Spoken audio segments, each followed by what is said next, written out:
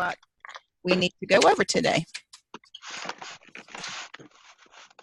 All right, so today is May 4th, excuse me, 2019.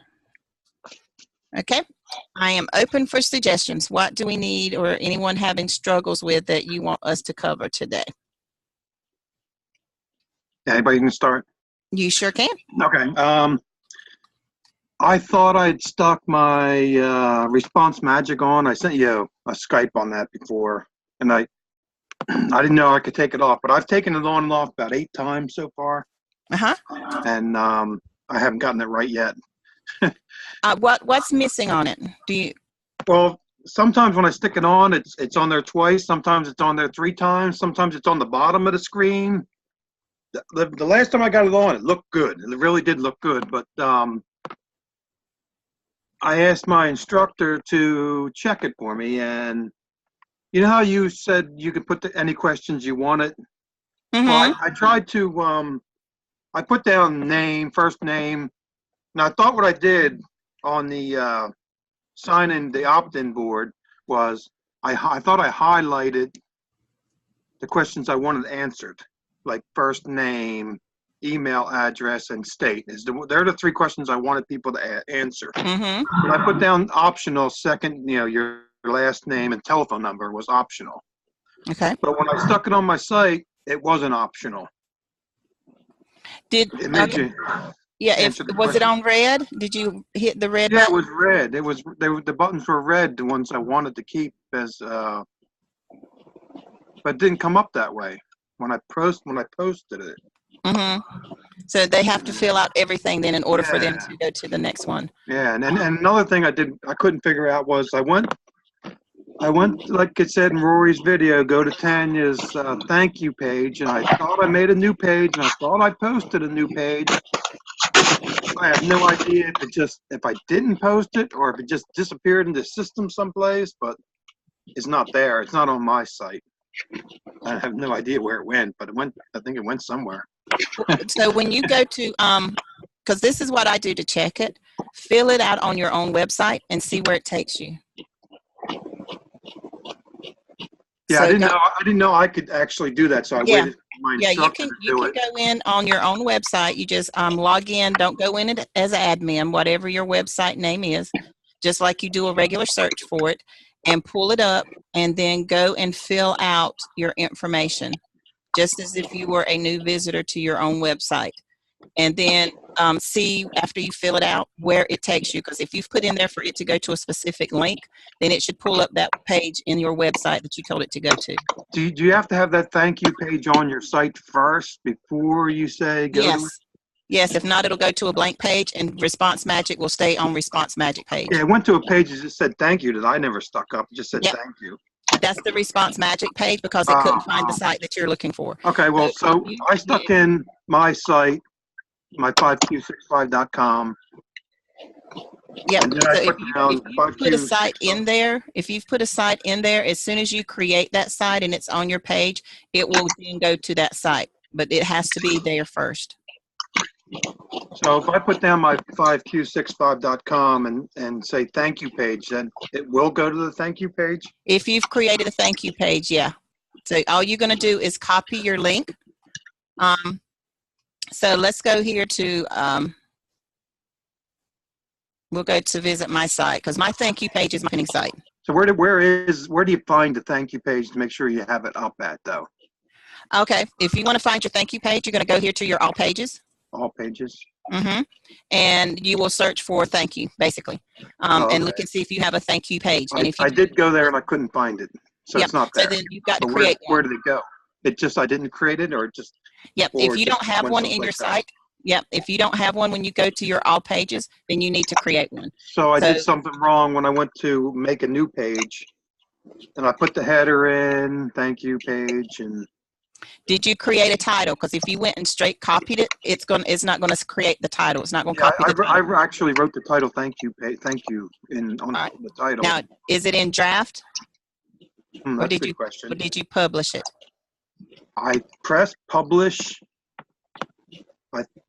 I don't know exactly what I did. I know I did All right. something. So what you can do is come here to your all pages, and you're going to go up here to search, and you're just going to type in thank you. Oh, okay. I didn't do that.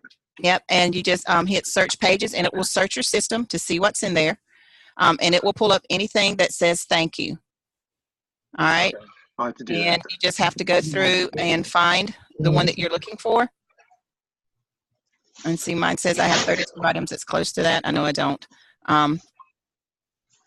Let's see, here's my name. So I actually have to. Yeah, I can see yours right there, but I don't have that on my side, so it's not there. Yep. So if you don't have a title that says thank you as a page, then it's not there. Yeah, I or your don't. title didn't stick. Okay, I don't have that. Yep. So all you need to do is if you've created that page, then you might have to search each page individually. So just come to your all pages and just go in order. And see if you can find maybe if the title didn't stick when you created your page and you put in your title, if it didn't stay, it will assign it it'll assign it your web address, and then it'll have a bunch of numbers at the end of it. So that's what the computer generates a title. So if you look through your pages and see something like that, or even in draft, then all you have to do is pull it up and edit the title, and then edit the slug, and then you should be good. Okay. But if you're comfortable creating your own thank you, then I would just go ahead and start from scratch with your own thank you page. Well, I was copying Tanya's, and then I was going to modify Tanya's for me. Okay. Yeah. That's what Rory's video said. Yep. You can do Tanya's, then you can keep it or edit it. Yep. And I was going to edit it.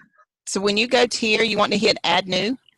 And make sure you're under pages and not post. So you also want to check your post to make sure you didn't put it in a post. Oh, maybe I did that. Yep. So make sure you check your post in case it might be there. I just erase it from there if I did post?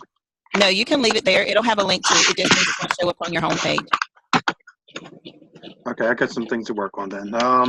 Yep. So if you go there and when you create a new page, as soon as my link comes up, the first thing you want to do before you post or paste any documentation or any content into the body of that new page is you want to type in your title immediately. If not, it will get a computer generated title, which will be your website address and then a series of numbers. Yeah, I had that add title sign up, and I pressed in thank you on that. Okay. Did you copy it or type it? I typed it in, and then below it, I put in Tanya's page below that one, so start a block. Yep. So it should be there, but like I said, if you put it in post right here instead of pages, then check your post. Okay. And make sure it's not there. And if it's in your post, then that means it's on your home page. Okay. One more question, if I'm allowed to ask. I just got my Dropbox. I just finished downloading it today, and before the wine training came on, I tried to get in it. I mean, is there videos I can watch on that on Rory's Dropbox? The best place to watch. Or should I be able to get in that? Hold on. If you're not talking, could you mute yourself, please? I got a lot of feedback. It's kind of hard to hear who's talking to you. So, hold on. So what we want to do is when you Dropbox, like I said, if you just got the basic Dropbox, you won't be able to download Rory's. It's going to be too big. You will have to get the professional Dropbox in order to have enough space. But you can still go ahead and request it from your instructor, and all he will do is once you've got your Dropbox, it works just like an iCloud, your Dropbox does. And you can put it on your phone. You can go to other computers and link it. There's a great video of it on YouTube on how to use Dropbox.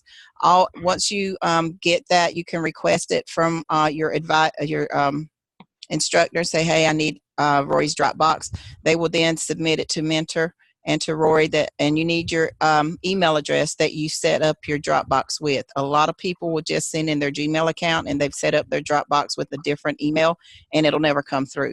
So you need the exact same email that you've set your Dropbox up with.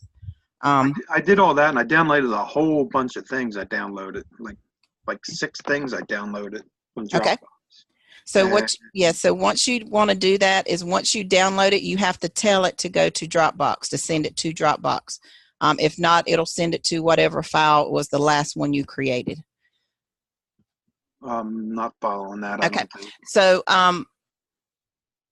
let's go to, hold on. Did I download the whole thing? I'm not. No, I'll go to my Dropbox and show you what it looks like. When you get Rory's Dropbox, you will get an email from Mentor Administration or from Rory. Yeah, from Tanya. From Tanya. Yeah. And it'll have this name right here. It says Click Partners. Okay. And once you get that, it will say, and you've been invited, and you just click on that and it will download that into your Dropbox. So here's my Dropbox. I have the professional Dropbox because I used it for work when I was there. So then, I have, this is for my personal blogging pictures that I get. This is Rory's. Then I put, anytime I get a good keywords, my business stuff, resumes. So this is my Dropbox. It goes with me anywhere. It's my templates, my Scipio leads. So once you get this, you want to tell it when you got it in your email and you download, it's going to ask you where you wanted to download it. So you want to make sure that you tell it to bring it to your Dropbox folder.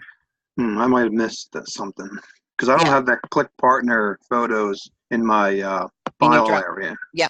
So that's what you're going to need to do is when you click it and tell it to open, you're going to accept the invitation and you're going to make sure that you download that file into your Dropbox. So when you go to click to download it, it's going to pull up a thing like this and it's going to say select folder.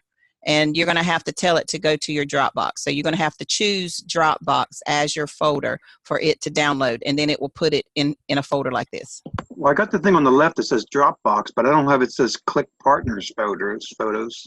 Yep. And that's probably because you didn't, that's not where you assigned it to go. So what I would do is click on it again. And when it asks you where to download it, make sure you have your Dropbox. All you have to do is just open Dropbox. And it will download it and it will put it in its own file because it already has a name. Do you think I got the pictures on there somewhere? They're probably wherever. If you go to your search, if you have Corona, I don't know which kind of system you have, but if you have Corona here, you can go in and type search or it'll pull up a search and you can just type in Click Partners. And if it's anywhere in your computer, it'll pull up. So right here where it says type here what you need, you can just type on Click Partners. Okay. And it will tell you, and then hit search, and it will tell you where it's located. Okay. Okay, I'll look around for that too. Yeah, and just look and see where it's at, and then you can usually, when you find it, you see these up here. You can tell it to move it, and you say, "All right, I need you to move this file to my Dropbox file," and it'll move it.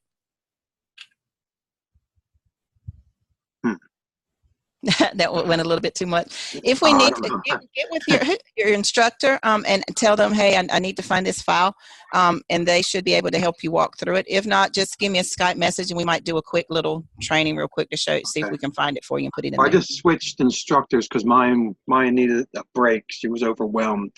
Okay. I just got a new we can do that if you are with me on Skype, right? Yes. Yeah. So just send me some times and we can get together and I'll make sure it's on there correctly if you can't get in touch with your new instructor. Okay, thank you. All right, you're welcome. Sheila, right. How did you say that you move Click Partners photos if they're not in your Dropbox? How do you do that?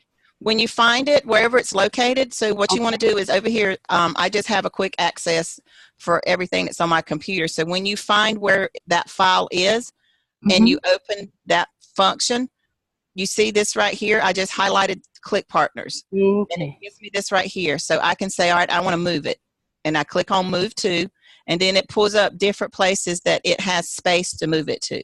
And I can just click on one of those, and it will move it, that whole folder, to wherever I click it and tell it to move it. Now, it also tells me, okay, choose a location. If I don't like any of these and I want it to move it somewhere specific, then I choose a location and click on that, and then I can type based on my information that I have here where I want to move it. Okay, thank you. You're welcome. All right. And when you move stuff, you just need to make documentation of where you moved it, unless you know specifically that's exactly where you want to move it. And if it's in your computer, you're not going to lose it. It's just a matter of clicking on a search of your computer to find out where you've put it. And then you can do the same thing, highlight it, and tell it to move it again to where you need it to go.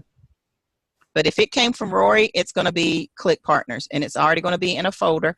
It's already going to have its own file, so you don't have to name it or anything. Just tell it, hey, move this folder to my Dropbox, you know, and let it be its own independent folder. You don't want to include it in anything else because then you'll lose it.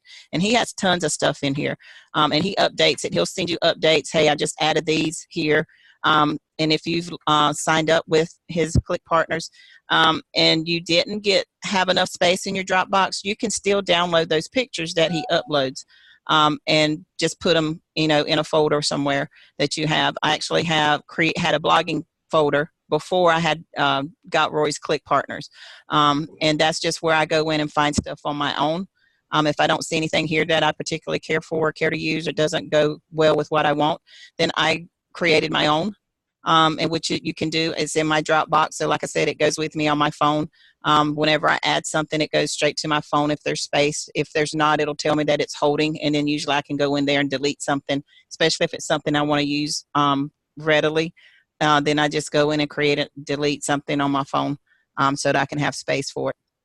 But I've created folders within this folder so that I know where all my stuff is for that I've personally downloaded. So that will be a good thing for you to do. You can have access to Rory's, or you can create your own. And I always suggest creating your own because you want your website to be as personable and as unique as possible. So yeah, utilize Rory's if you can get it on your Dropbox, but if not, create your own and add them. All you have to do is go to Google. You can upload your own pictures on your phone, just email them to yourself, or if you have your Dropbox on your phone, just switch them to your Dropbox, download them to your Dropbox. If you can't do that on your phone, then email your pictures to yourself, and then open them up and then save them to your blogging feed. And then that way you can use them in your website. I do that all the time with my videos, download my videos, and then I put them on my YouTube channel. It works great. Okay. So, but there's all kinds. Rory? Oh, sorry. I was just going to ask, is Rory's Click Partners, is that on the cloud? It's in Dropbox. Dropbox is a cloud. Okay, so, I mean, you don't have to, it doesn't take up your space on your... No, but, okay. but your Dropbox, if you have the free Dropbox, it only has so much space that it allows you for free. You have to upgrade to the business to house everything that Rory's, because Rory's is a huge Dropbox. And it will take up your Dropbox space, but it doesn't take up your computer space because Dropbox is like a cloud. Okay, gotcha. So Sheila, Dropbox is for free, but if you upgrade, it's the $45 that I talked to you about. Yeah, and it does. The Dropbox initially is free, but it has limited space. I don't remember what it is, but if you upgrade to the next one so you can get Click Partners, then you have to upgrade to the professional or the business. There's like 2 or 3 different ones, and there's various costs. I just went ahead and had the professional one. I don't know how much it is, but it's got tons and tons of storage. And you can get it for a year, I think or 2 years. There's increments that you can purchase it. Like I said, I accidentally, for some reason, I didn't get the free one, and I wound up being charged $45. Yeah. I couldn't talk to anybody. There's nobody to talk to. Yeah, it's hard to get a physical person on some of these programs because it is a program. And I hate, usually, if you send an email, it might take weeks and months before you hear something back. And by then your grace period will be over. So I hate to say that, but, again, make sure you printed it off, use it as a tax write-off. Make them pay it back to you at the end of the year. So, is there anything else to use? Like Google has the Drive, and I'm just thinking of some other way to use instead of Dropbox. Well, the only is if you have you have the Google Drive. If you have Google, you can put stuff in there. I'm not sure how big the space is on there. You also have Apple has an iCloud, but then again, you have to pay. It has a cost. I think mine's like $2.99 or something like that. And then it's like $10 a month, but everything has a cost. Amazon, if you are a Prime member, it also has a cloud that you can use and upload stuff. But then again, it does have a cost with your Prime membership. So you just have to go out there, you know, on your internet and search for free clouds. But most of the time when you do get a free cloud, it's still going to have that limited space that's going to be in there. And like I said, Rory's Dropbox is huge. So you're going to need to have extra space that's not going to be allocated with the free program. But you said we could also take things from Rory's. Yes, I would go ahead and request that, because he will send you emails and say, I've just updated Dropbox, and he actually sends the files with the new updates. So you can open those files in your email and just transfer those files over. I don't put them in the Click Partners. I just go ahead. If there's something in there I like and I want to use it, then I just put it in my blogging pictures.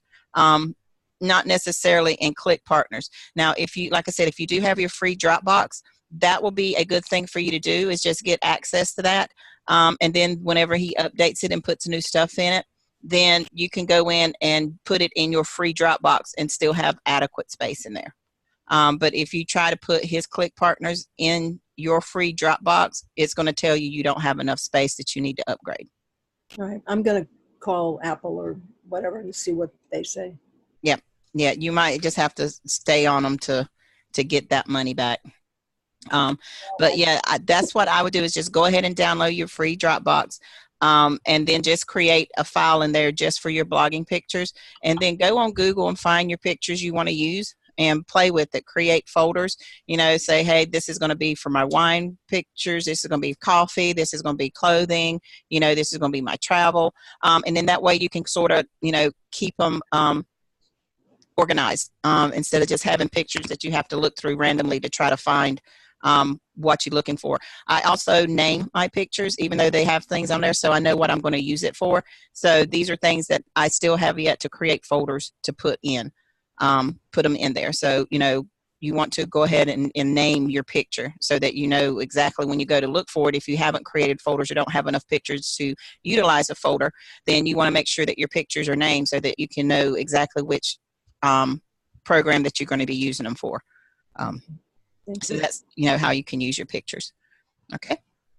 Thank you. You're welcome. What else do we need to go over? Would you go over the new, I don't know what to call it, the new DC changes? They, the ones that's getting ready to go do in January, June 1st. June 1st. Yeah. We will talk about that at the end. Okay. Yep. Because you know, because it's really going to be beneficial to everybody. Oh, really? Okay. In anybody that's doing wine and you're creating and you have customers or partners, it's going to be a big change in the money swing to our even better than what we had. Yes. Okay. Yes. I don't understand it. Okay. Yes. Okay. Yeah, but we'll talk about that last. Right, great. Thank you. Anything else? Anything anybody wants to go over? Yes. ACTV. Number one, ACTV. It's Asian Culture TV. Does that just mean Asia? I mean, I looked at all the programs and but why is it Asian TV? I'm not understanding. That's just the name. So it's not from Asia. Yeah, no, and it's a company that is based out of the United States. Yes, and it's an app. Basically, it's an app that you can get those TV channels through them. Only on my phone or on my computer? If you have access, now if you have a smart computer or a smart TV and it allows you to download those apps, you can use it on your TV. So it just depends on your TV programming. Like I can pull up the web on my TV. I have yet to try to download this the ACTV, but you can do it on your computer. You can do it on your phone. Anything that allows you to download that app. So it just depends on, you know, if you can download the app. Most people still are using either analog TVs or their smart TV doesn't have that capability of downloading the app. So it just depends on how new your TV is and if it has the programming that will allow you to download that app. If it does, then you can use it. I want to put it on my Mac, but I'm afraid it's too big. That's what I'm afraid of. That maybe. It will, yeah, it will let you know. And again, just remember, it is an app, so it's going to go through that app. The app, depending on how big the app is, determines how much space it's going to be, not necessarily programs that's run through it. So if the app takes up a lot of space to download it on your computer, that's where it's going to eat up your computer memory, but not necessarily the programs that run on it. A lot of people get confused about that because they see, oh goodness, they got so much stuff on here that I'm never going to be able to see it. But then the app itself doesn't require a lot of space on your computer. So that's where you got to look for, is it a big app? Is it going to take a lot of programming? Is it going to take up my memory on my computer? Because these programs that run do not stay in your computer. So you don't have to worry about them taking up memory if you're watching, this particular show or series. Just depending on how fast your memory drive is or how fast your computer drive is determines how fast that show will go. You might have a glitch and it might slow down because your computer's just running too slow. It's not necessarily based on how much memory you have. And I can always delete it if it doesn't work, right? Well, if it doesn't have enough memory, it won't download. It'll actually give you an error code. Okay, great. Yeah, it'll give you an error code and say that you can't delete it. And then what you need to do is once that happens, if it gives you an error code, then you need to make sure you run a cleaner so it can clean out what it did try to download, because that will still be in there. Great. Gotcha. Mm-hmm. All right. Any other questions? Things you need to go over today? If there's nobody else, can I ask you? Yes. Okay. At the end of Active, and I know it's on other items too, you've got the slug, you've got the meta, you've got the, is there a video where I should go? Paul did a great video, but it wasn't in there. So I'm real nervous. Most people, all right, we can go here. I'll just use this one. I'm the only one. No, you're not, because when you go into modify page, let's go here. And well, let's go here. See if I can catch it before it.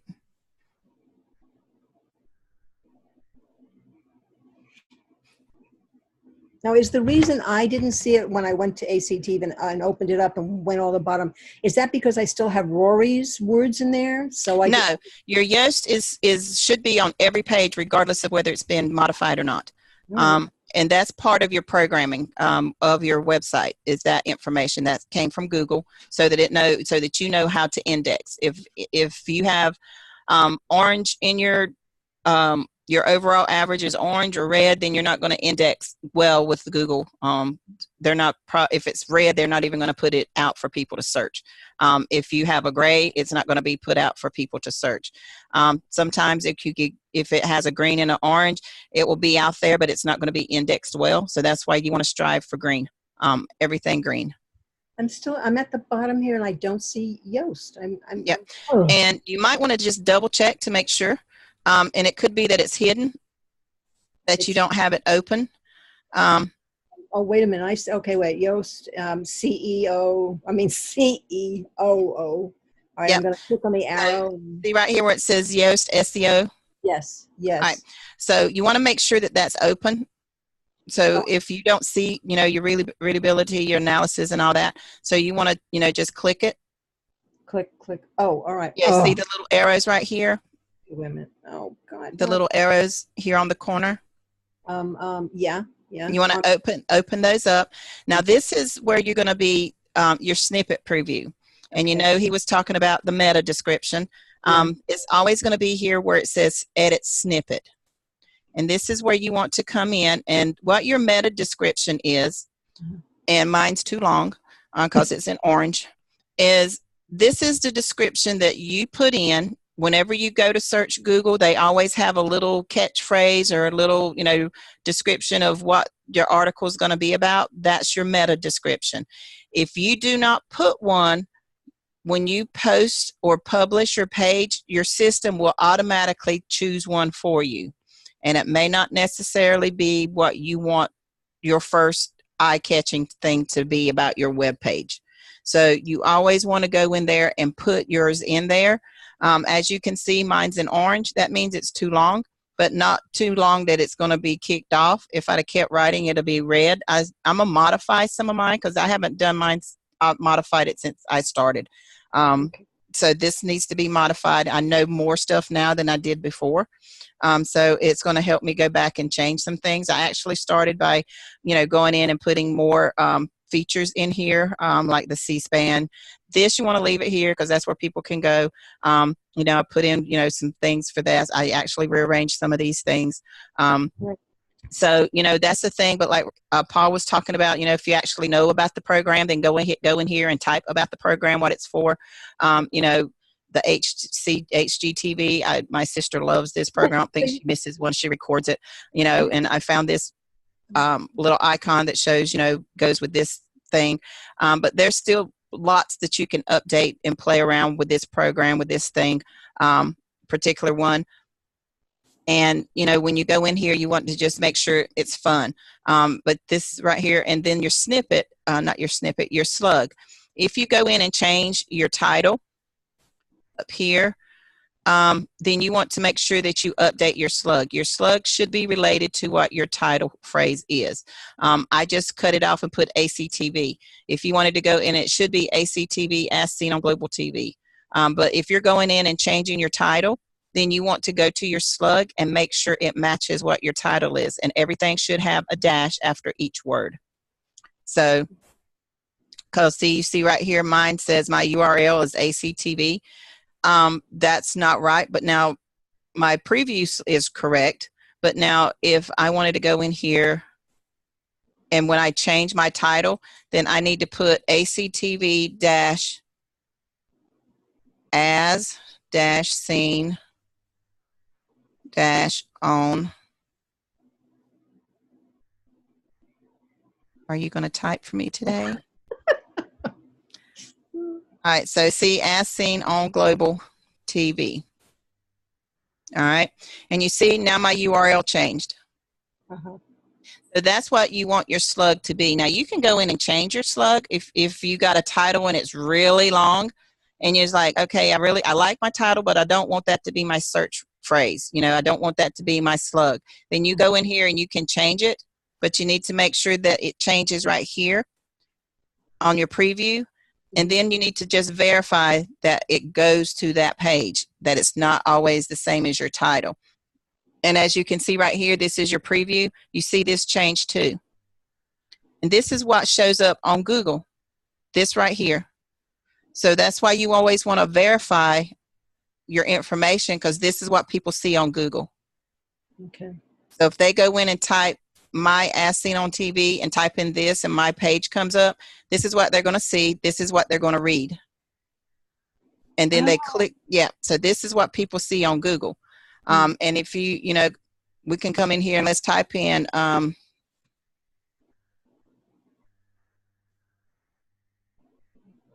right, see, look, vacation and travel. There's my page I did this morning. Wonderful. So let's see if it did it the way I want it to do it.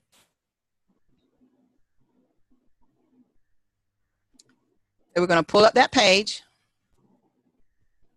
Perfect. I want to see what it looks like.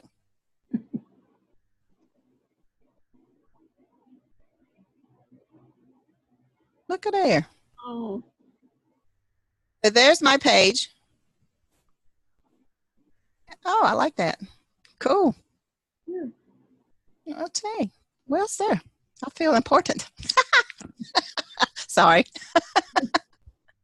But when we go to Google, I'm just going to type in travel. So I'm going to go back to Google and type in vacation. And you stuck that on your travel site down the bottom? Yes, it's actually in my travel.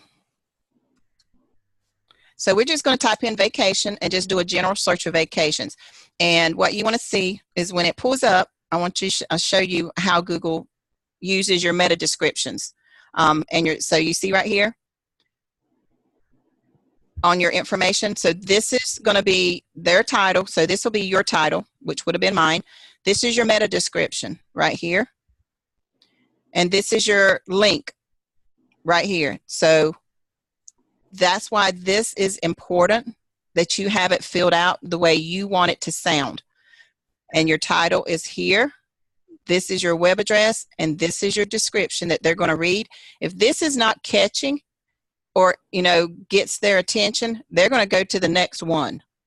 So that's why you always want to make sure that this is appealing, because this is what people read and say, oh yeah, I want to check that out. Let me see what this has to say. And they click on your link to go to your web page to read your offer. Do not let the computer generate what this says. You write it in there under your meta description. Okay? That makes sense? That answer your question, Ms. Constance? Yeah, I'm just going to have to review the video. Yep. Yeah, and Paul might not talk about this, but this is, you know, when you go in and change your name, then go here and change your slug to match your name. Or if your name's really long, just take the important key information out and then make sure that the preview matches, these two match. That way, when you click on the URL, it will come to your page. All right?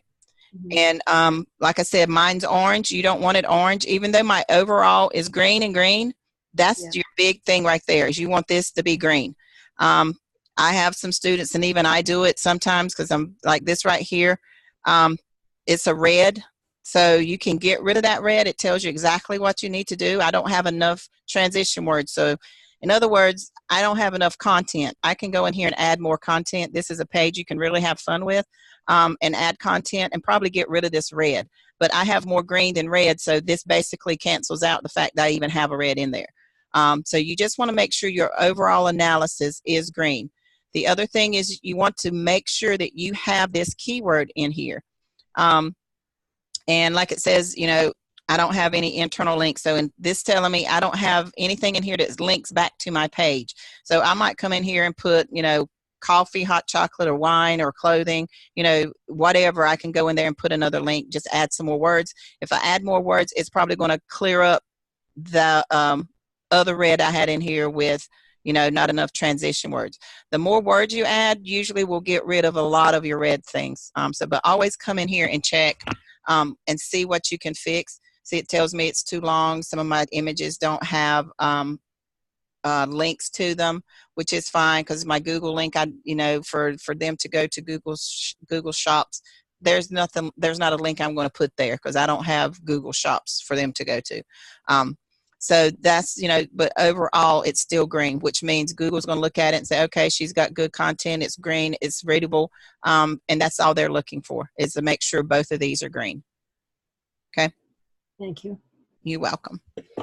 And Sheila, what's the difference between SEO title and SEO page separator and all? This is just computer jargon. You can actually take this out and type in your page.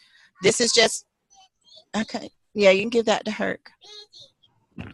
Hold on a minute. He's asleep, baby. All right. Okay. She wants to feed the dog treats. Sorry.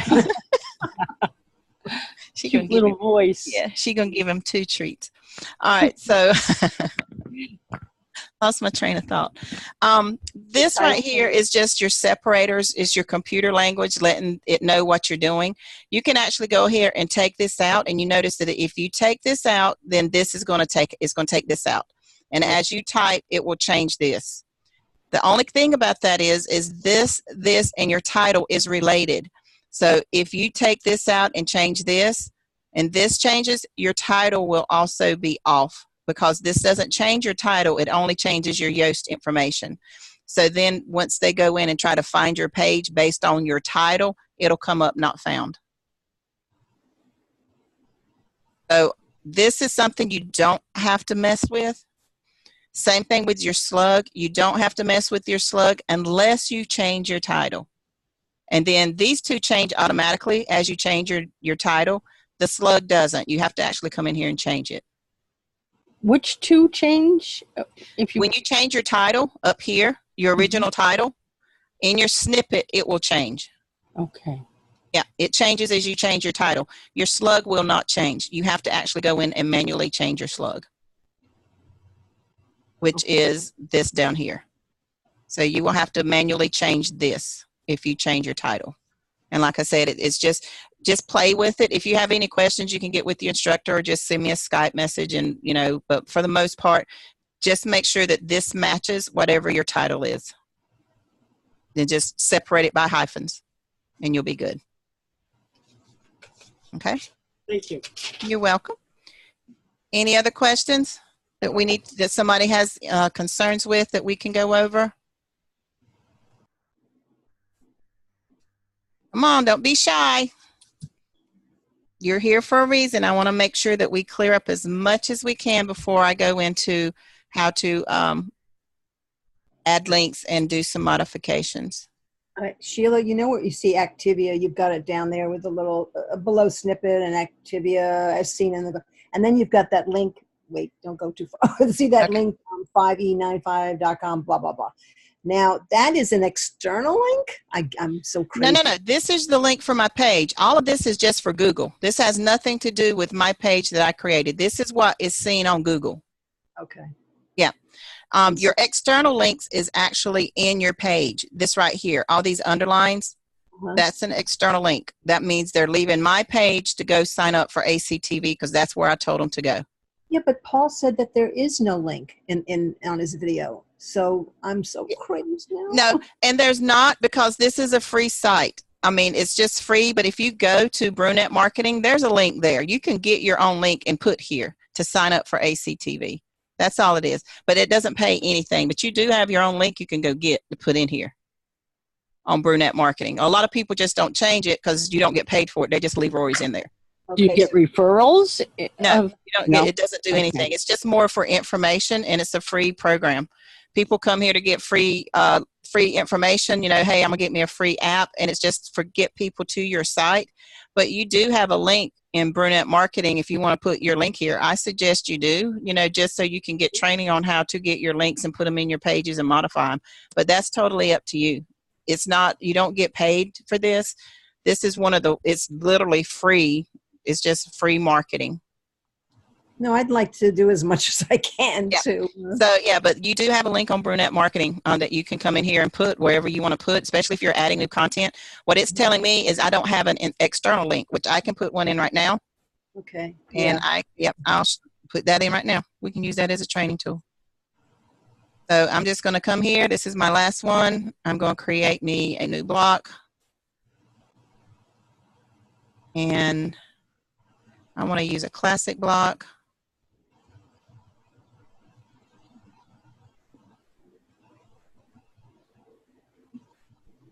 And I am going to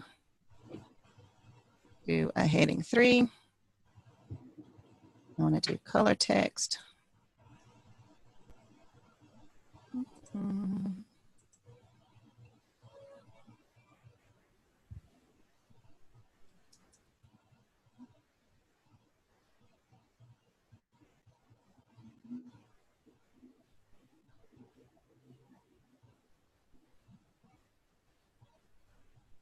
All right, and then I'm going to convert this to block.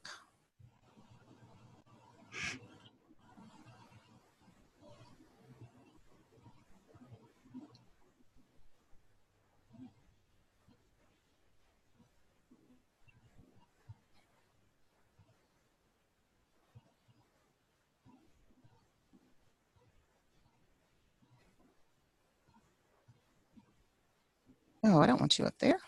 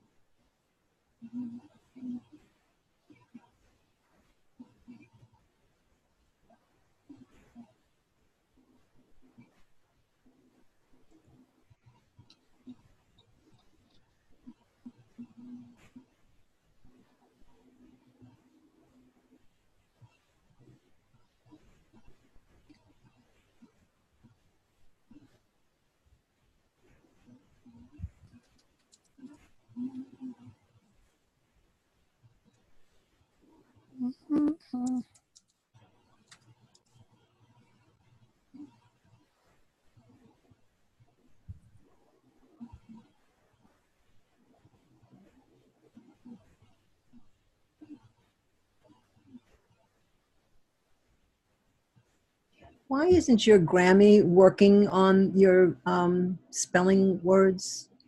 Because you I don't have have it.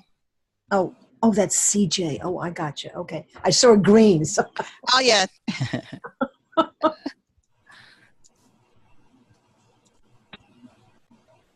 right.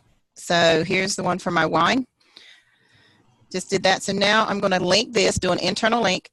So I'm going to come here. That's why I said you always want to have 2 pages open if you're editing or creating new pages so that you can get your own links from your own website. That way you're not going back and forth, back and forth. You just open up your own. You have 2 tabs of your own site so that you can use one for reference. And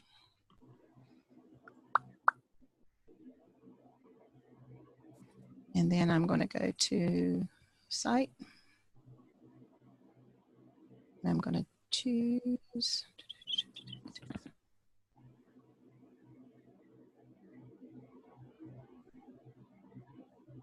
Food and wine. And do my wine boutique.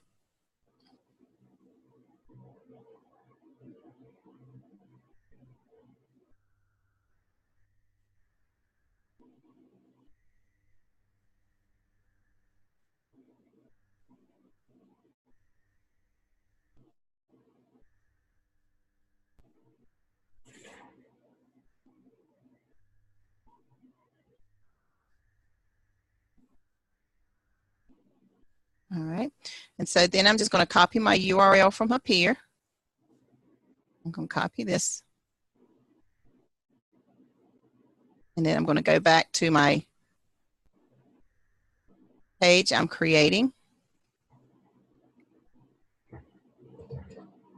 And I'm going to come here and I'm going to pick a phrase. Glass of your favorite wine. We're going to open up this phrase right here. The whole phrase. Not that. Okay. And then I'm going to hit my link button. I'm going to paste my URL there. And I'm not going to tell it to open it up in a new tab because they're already in my website. They're coming right back to my website. So I'm just going to hit apply. Okay. And y'all know my standard. I got my little lady I always put with my glass of wine. So I'm going to open up a new block. I am going to do an image. And I'm going to get it from my media library since I already have it in there. I don't need to upload it again. And your media library consists of every picture that is in your website currently. So if it's a picture you want to use over and over again, then it's going to be here. So you don't have to, go and download it over and over again. It'll be here. I just have to find it. So this one you didn't put into folders and names and. No, this is in your website. You can't do that with this one. Website. Oh, yeah, this is your website. When you go to download a picture, it'll tell you your media, your media library. This is your library that is in your website. My website. Mm-hmm. As soon as I find, there she is. There you are. Where do the pictures get stored for your media library? Okay, hold on. I'll show you. Okay. Estelle, I can always count on you. Yep. I will show you. Give me just a second. As soon as this decides it wants to upload it. I'm going to close you. You still circulating over there. Mm-hmm. All right. And then I'm going to select. All right. And she says, thank you for stopping by. And I am going to center her. And then I'm going to highlight this link or this saying.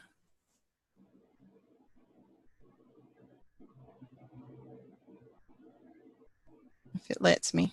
There we go. And I'm going to link this too. The same one. Okay. Mm-hmm, because it's going to my wine. And there you go. And I want her centered. There we go. All right, so now she should be good to go. And I'm going to click my update. So now, because it's not a classic, you can't make thank you for start bigger and in color. Right. Okay. Because gotcha. it's not classic. And even if it was in classic and I had this as a color, Yeah. by me linking it, once I converted it to blocks, it puts every link blue, no matter what the previous color was. That's just how they have it set up. So classic is a good thing to go to if you want to, like I wanted this in color. So you can go in there and do headers. You can do individual words and phrases. But just remember, when you're in classic and you do a word and phrase in block, or even if you position a picture, when you come back to, when you come back and convert it to blocks, if you use those phrases to link, it's automatically going to take the color out and change it to blue. It's automatic. Yeah, the color will not stay. It will transfer over once you convert it to block, but if you link it, it's going to turn it to blue. Gotcha. Thank you. You're welcome. All right, so you want to know where your media is. When you come to your website, you see this little thing right here. It says media. Everybody see this? Yeah. This is your library, and you can always come here and add new pictures to it. But this is your library for your website. So the things that are in here now, if you just go to your library, it will show you every picture that you've used in your website is here. So if there's a picture that you've seen and you're like, okay, I've seen that picture somewhere before. Okay. You want to, so this has every picture you've ever downloaded in your website that you've used in your website, in your articles, in your pages that you've created. All your pictures are here. Now, most of the time what we do is when we're creating a new page and we have a new picture, we go and we download it. But if you already have a bunch of pictures that you know eventually you're going to use in your system, then you just go here and hit add new, and it'll do the same thing. You can go and download pictures straight into your library for you to use at a later date. I just download them as I need them. That way I'm not filling up my space.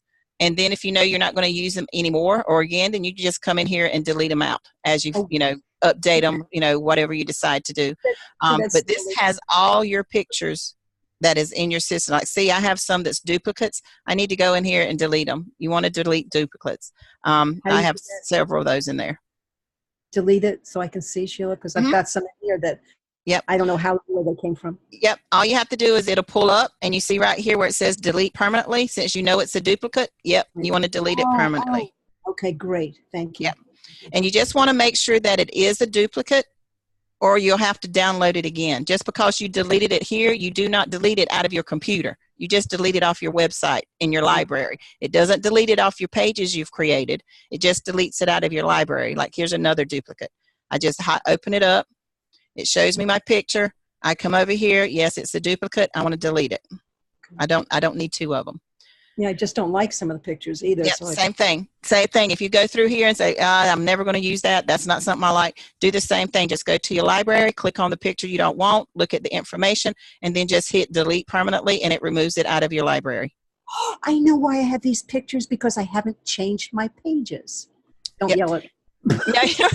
And all these pictures, they stay in your library. So even if you go in and change your pictures in your programs, they're still in your library unless you remove them.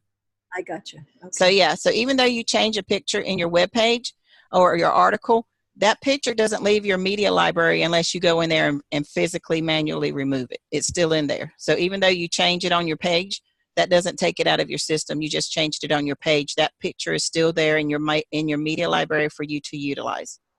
Stored on your disk? No, it's stored on your website. Okay. This is your website. Okay. Yep, this is all on your website. Sheila, when it says edit image, does that mean the image? I can make it smaller, I can cut it? Yeah, when you go in here and it says edit image, you can do whatever you want to this image. Okay. Yep, and it gives you all kind of stuff. You can rotate it, you can crop it. There's different things that you can do. You change the size of it.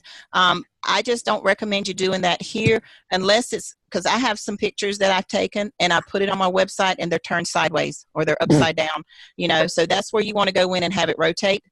And you can do that. You can click on edit image and it'll give you a whole different screen where you can go in. You see where you can flip it, you can rotate it. You can. It says you can scale it down. So if it's too big, you can go in here and put different ratio aspects of it. You can create a thumbnail for it if you want to. And then you just click, scroll down, and then, apply changes. Do you want the changes you created to this picture apply just to the thumbnail, or you want it to apply to all images? Most of the time you want to put it to all images. And then whatever you change, you just want to click save. Most of the time what I would suggest is use your painter on your computer to modify your pages or your pictures instead of using it here. Then that way you're not changing the whole picture. You actually have two separate images that you can use. Because once you change it here, then it stays changed. You never revert back to your original.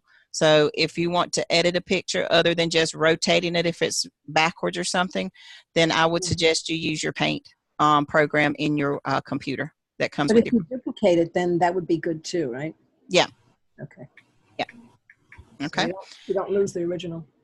Yeah, you don't lose the original. So that's why I say if I wouldn't do anything with the original, especially if you use it, I would just go to your paint program, copy this picture over, that you want to use, and then do the modifications and adjustments there, save the new one.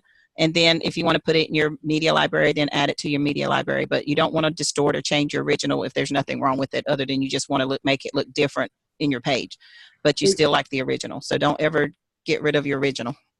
Is the paint library only on a PC, not a... If you have Windows program, it should be on there. No, I've got a Mac. I'll look for it.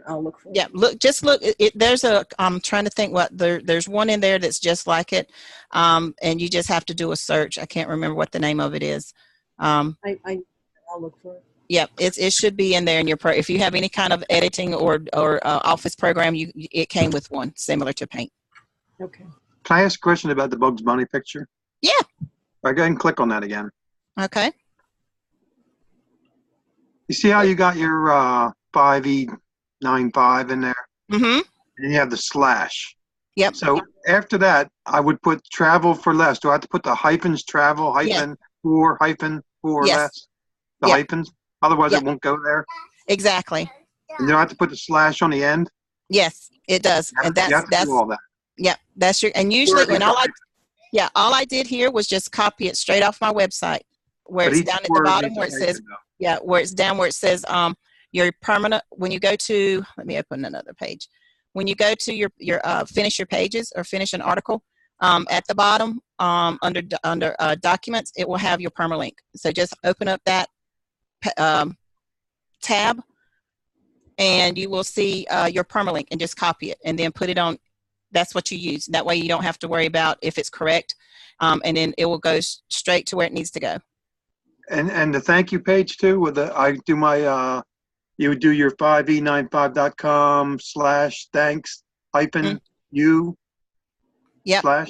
However it is, like I said, the easiest way to do it is to just hold on, let me get my site to come up. I'll show you how it looks when you go to edit a page. Because here's my thank you page, and it's my home page. I actually have my thank you on my home page. If it's on your home page, then you want to go down to the bottom. That's where you're going to be. Your edit button's going to be is at the bottom on your home page.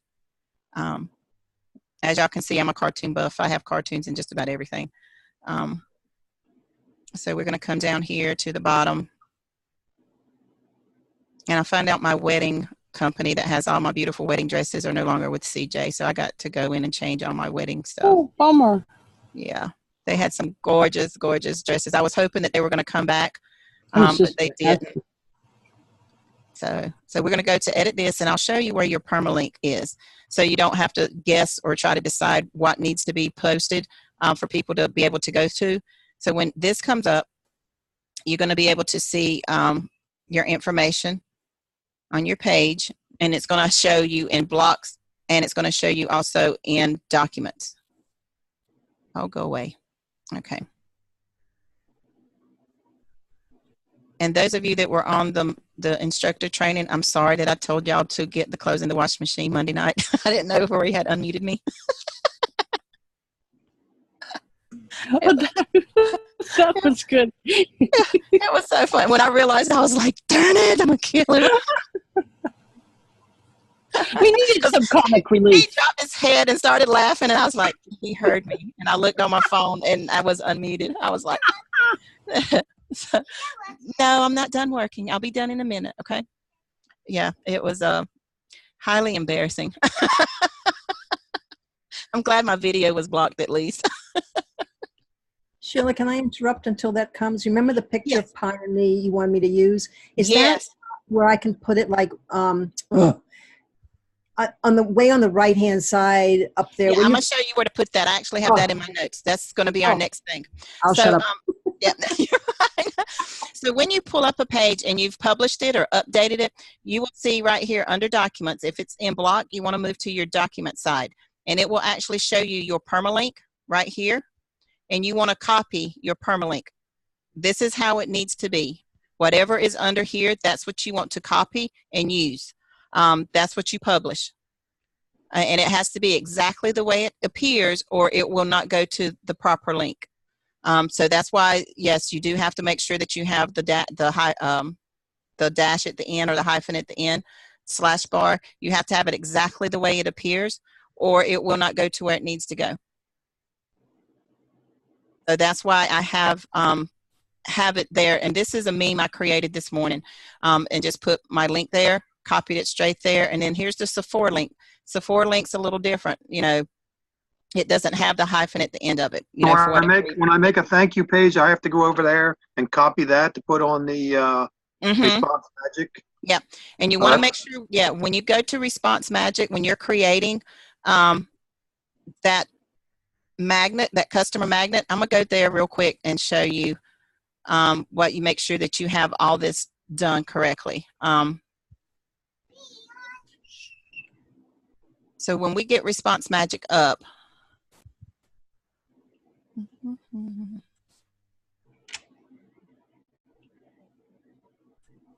okay, and you want to create an opt-in form.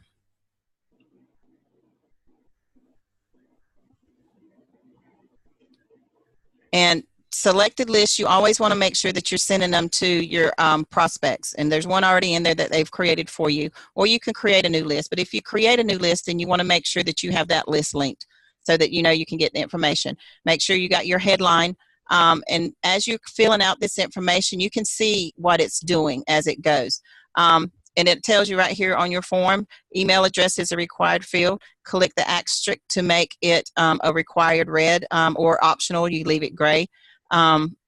You can delete anything that you want to delete. You can change your colors right here. You don't have to put in a YouTube video if you don't want to. If you don't have anything, I don't suggest you do anything like that. Here's where you can do your questions. So you're going to click on your question, pick which one you want, telephone field, it adds it. Then you can click on another one, say, hey, I want the state field, you know, and then if you want to do a zip code, you can do zip code, and then make sure you click the asterisks on the ones that you want in the state. And then your access, you can do that, so leave that as it is, or you can change it. You can change your color option. Just click on here, choose the color that you want. All right, and then make sure you hit choose. And it changes your color. Now, these are important right here. If you don't answer these questions correctly, most of the stuff you've just put in there is irrelevant. So if you say, yes, they can use their Facebook page to fill this out, all they're required on Facebook is their name and email. That's it. So if you got the rest of their information that you want, it's not going to, they're not going to have to fill it out. They're just going to give you their name and email. That's it. So you always want to make sure that you fill out no. You don't want them to use their Facebook. You want them to fill out the information that you've requested. You also want to go through here, and this is their privacy statement. You want to make sure that they have your name spelled correctly. And this is exactly, I don't change this unless they got my name spelled wrong. And usually that means that the computer self-corrected because my name's really it's spelled different than most people spell Sheila. So I had to change this manually the first time because they did an autocorrect on my name. But you want to make sure, and this is telling them that, hey, they're giving you the right to send you emails, to use your information that they're giving you to contact them. However, you know, that you're giving them access to your information, they're giving you access to their information. And I've had people fill this out, and I'll send them emails, and they'll be like, how'd you get my information? Well, you filled out my form on my website or either on, you know, my advertising. Oh, yeah, you're that. Yes, that's me. Okay. So clear that up. So, and then do you want to send notifications? The automatic answer is no. You want to say yes. That doesn't mean they necessarily is going to always send them to you. It might be 3 or 4 days later before you get an email saying somebody signed up. So you always want to come in here and double check. I usually check mine about once a week to see if anybody new has signed up. And then every month I send out, or every week actually, I send out a invitation to the Tuesday night and Wednesday night training call. And then if I have anything new, like when Sephora came out, I just went in and created an email, send it to everybody that was in my email list about the new Sephora. So this is a great tool that you can use once you start getting those customers coming in. Even my students, I have a magnet just for my students that they fill out so that they can come in and I have them on a list that I can send them information. Now, this is the important part with your URL. You have to make sure you click this button to go to the custom URL, and it has to be the exact URL you want them to go to. If Response Magic cannot find your URL, it will stay on Response Magic's thank you page, and all it says is thank you for using the Response Magic. That's it. And it stays there. It doesn't go back to your website. So you want to make sure that you click this custom URL and you paste in the exact page that you want them to go to. And that's why I say always copy your link from your page to put here. That way you know it's exactly the way it's supposed to be according to your page. And then you're going to submit code. Now, if you've already done a lot of them and they're correct, all you have to do is go here to your review and go to your customer magnets, and it will show you every magnet that you've created. And if it's right and you realize, hey, it's right, it went to where I needed to go, then all you have to do is get code, and it will get you pull back your original code that you can put in it. You said you had one that was perfect, that you liked it, then just go to that one and hit get code. If all of them's wrong and they're not working, then hit delete and get rid of them. And then that way you know the ones that you're doing from now on is the ones you need. But if you've got one that's not right, I wouldn't leave it in here. I'd make sure I get rid of it. That way you don't use it again. The other thing that you do is once you have that updated and it works great, then you want to make sure that you advertise that link. And that's what I do. A lot of people don't realize that you have advertising for your links. That's what these squeeze links are. And if you want to see what they look like, you just click on it and it will show you what it looks like. And you advertise this just like you do your free ads on your free ad sites. And it pulls up the link. They can come in here and fill out their information. I actually have a video on this one for direct sellers, and then they can fill out their information. I left this one as is. Yes, they can connect with me on Facebook, you know, if that's fine, or they can connect with Facebook because all I want is the name and an email anyway. Then that way I can send out their information, say, hey, connect with me. We need to get together. If they're on my Facebook page, they're going to see my advertising anyway. So this is what people will see when they click on that link when I send out the advertising. So there's several different things that you can do with that magnet. So it's not just, you know, something there for you to put in your website. Use these to advertise, create a template for it, and put it out there. Incorporate it in your web page when you create a website, or not a website, create a new page. Incorporate this link. Hey, sign up, get new notifications, especially with the new compensation plan that's getting ready to come out. I'm probably going to do a whole couple new pages with that because now you can just order straight from direct sellers a bottle at a time or a case at a time without having to be a member, which is going to get a lot more customers, I think, for people, because a lot of people's like, well, I don't want to order every month. I just want to order when I want it.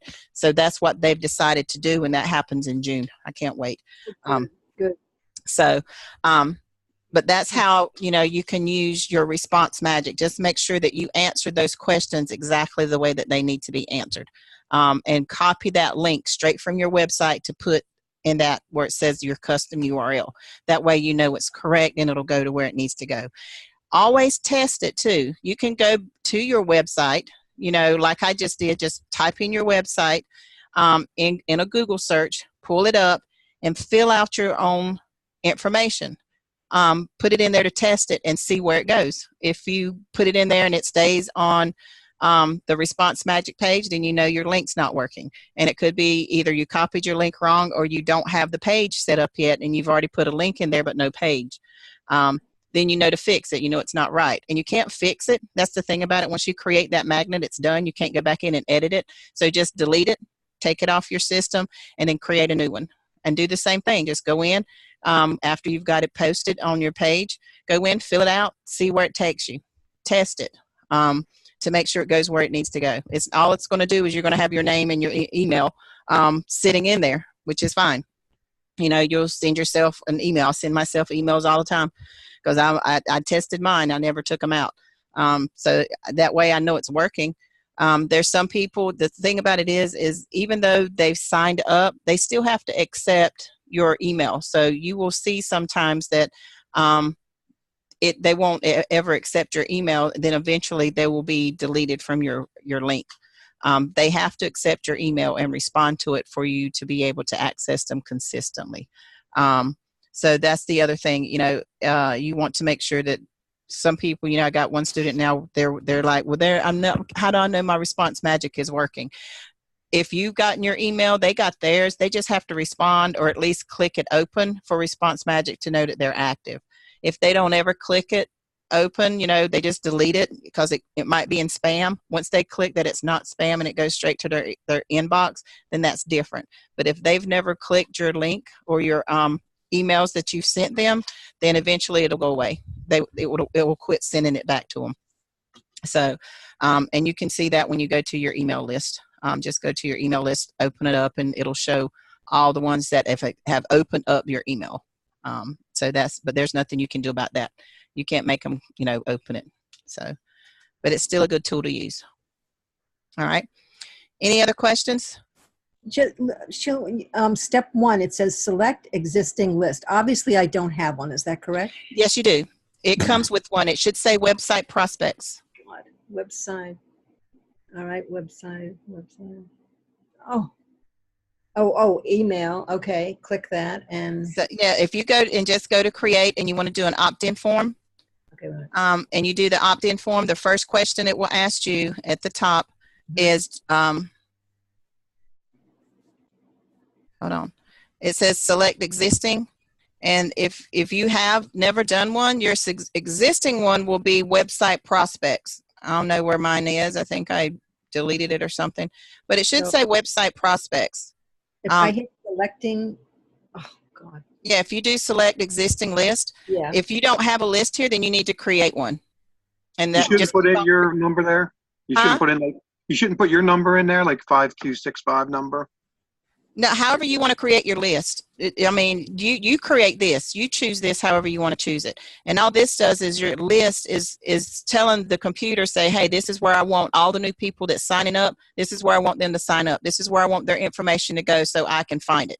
Now, every time I create a magnet, I create a list because that way it tells me these are my PBS students. These are people from my Scipio lead that I've done. These are people from my website, my magnet on my website. This is my these right here are just ones that I've done for advertising, strictly advertising. So if I go here and check this, then I know this came from an ad I did for the Need Wine. So this is, you know, how I've done it. Y'all can do it however you need to do it.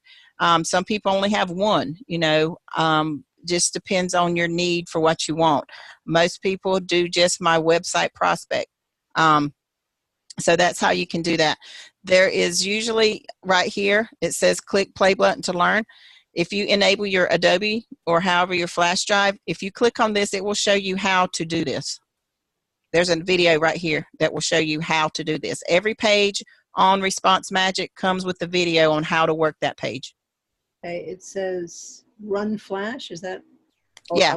Yeah, Wow. whatever is on your computer. So when you get a chance, you want to go and look at this, just enable whatever your flash drive is to read that and click it, and it will play a video on how to create this page.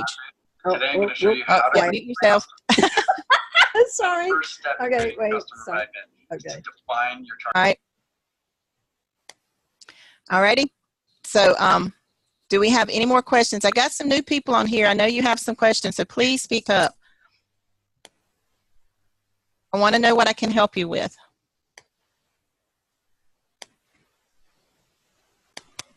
Okay. All right.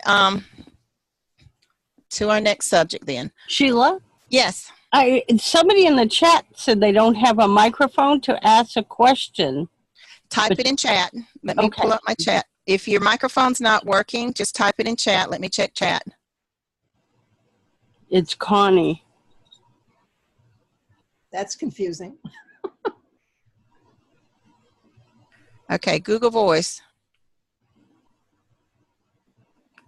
All right. All right, Google Voice.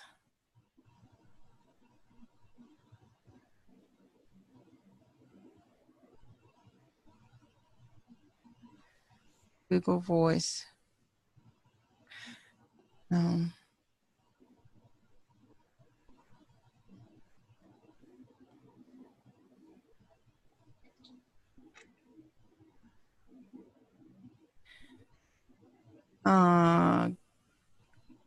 On your Google Voice. Okay, hold on. Let's check that out. On your Google Voice. Google Voice doesn't work like a regular text information. So when you go to Google Voice, it's just going to have information on there. Let me make sure I'm in the right one.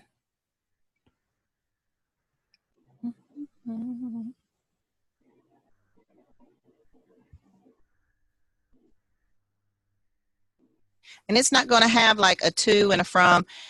When you pull it up, it's going to have, basically your text information there.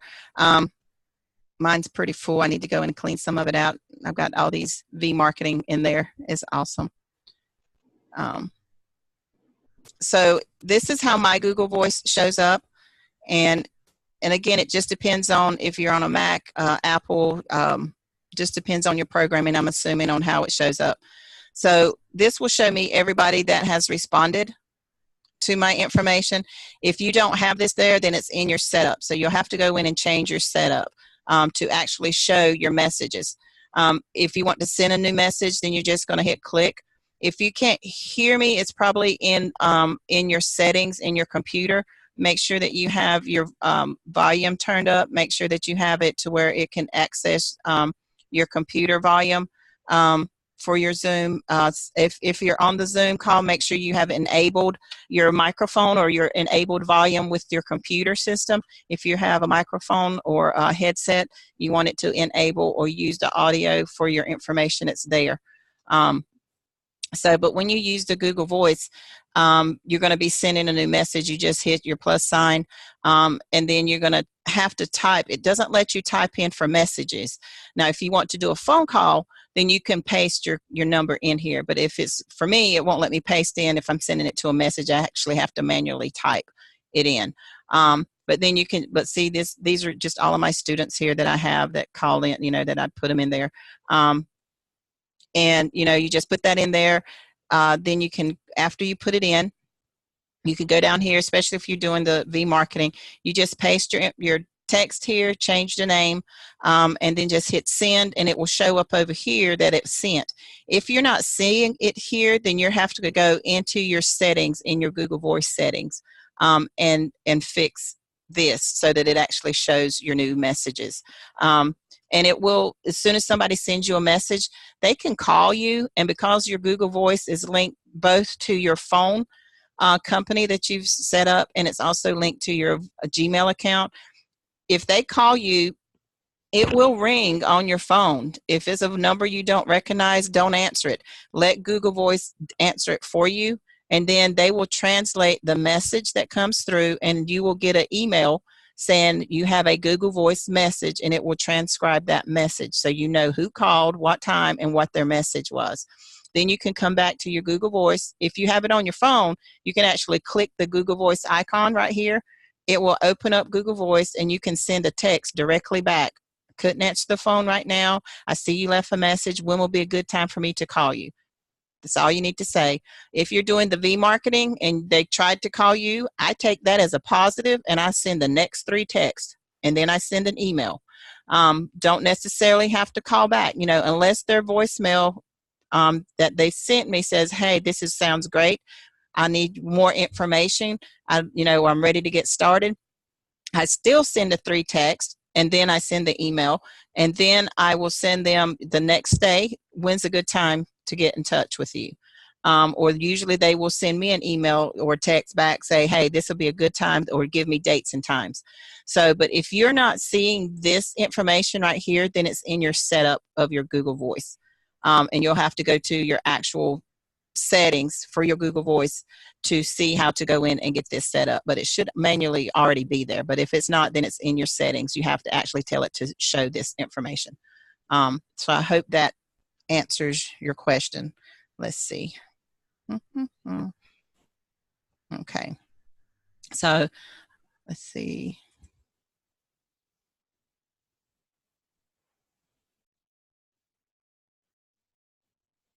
Yeah, you're not. Okay, then make sure that you are in the right Gmail account, because I have 2 Gmail accounts, and if I'm not in the right Gmail account, or if I'm not in Google or Chrome, then it will not show it either to tell me I got to set up an account.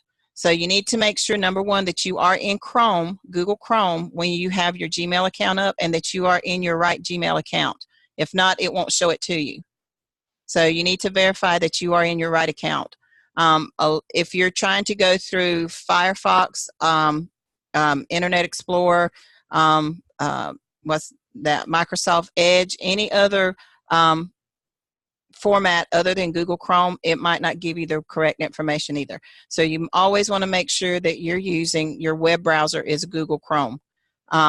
If you have another web browser besides Google Chrome and it's still active, they could be meshing together, and basically the programs are fighting each other to see which one you're going to use, and it will cause a conflict, and you might not, the programs won't run correctly. So if you have 2, and this goes for everybody, if you have 2 web browsers that's still active, you want to deactivate one of them. And since Google Chrome works with every program we have, you want to make sure Google Chrome is your default. That way, whenever you go to do a search, Google Chrome comes up. So if you don't see the 2 and the actual ability to text a message, then either the Google Chrome voice is not set up correctly, or you're in the wrong program or the wrong Gmail account. And it is Gmail specific, because if I'm working in my other Gmail account and I pull up Google Voice, it'll ask me to set up a Google account, a voicemail account. And then I'll try to click on this account here, and I actually have to sign out of my other Google account before it will pull up the correct Google Voice. So double check and make sure if you got 2 Google accounts that you're in the right account. If you're not in the right account, it will not give you the information, because that's not your Google Voice messaging system that you've set up.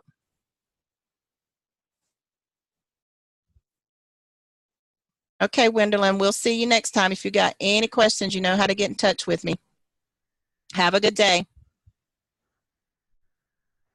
Okay, so that's how that works. But yeah, if you don't see this there, then make sure that you are in the right Google account.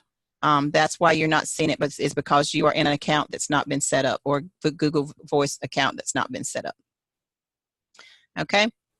All right, so we're going to go out of that and close some of these tabs. We're going to go out of Response Magic. And now we're going to go to something to help with your actual website. So the big thing about, everybody's website is the same when you initially get it. It's a template. And Miss Constance sees mine, that I have different pictures on my header at any point in time. I have a rotating header. And that's why I say you need to play with your website and get familiar with it, because there's so many options that you have access to make your website unique to just you, so that it looks different from anybody else's. These pictures are in my media library, and the ones that I've used, I've downloaded, or I've uploaded to my media library, or I've used them in my website.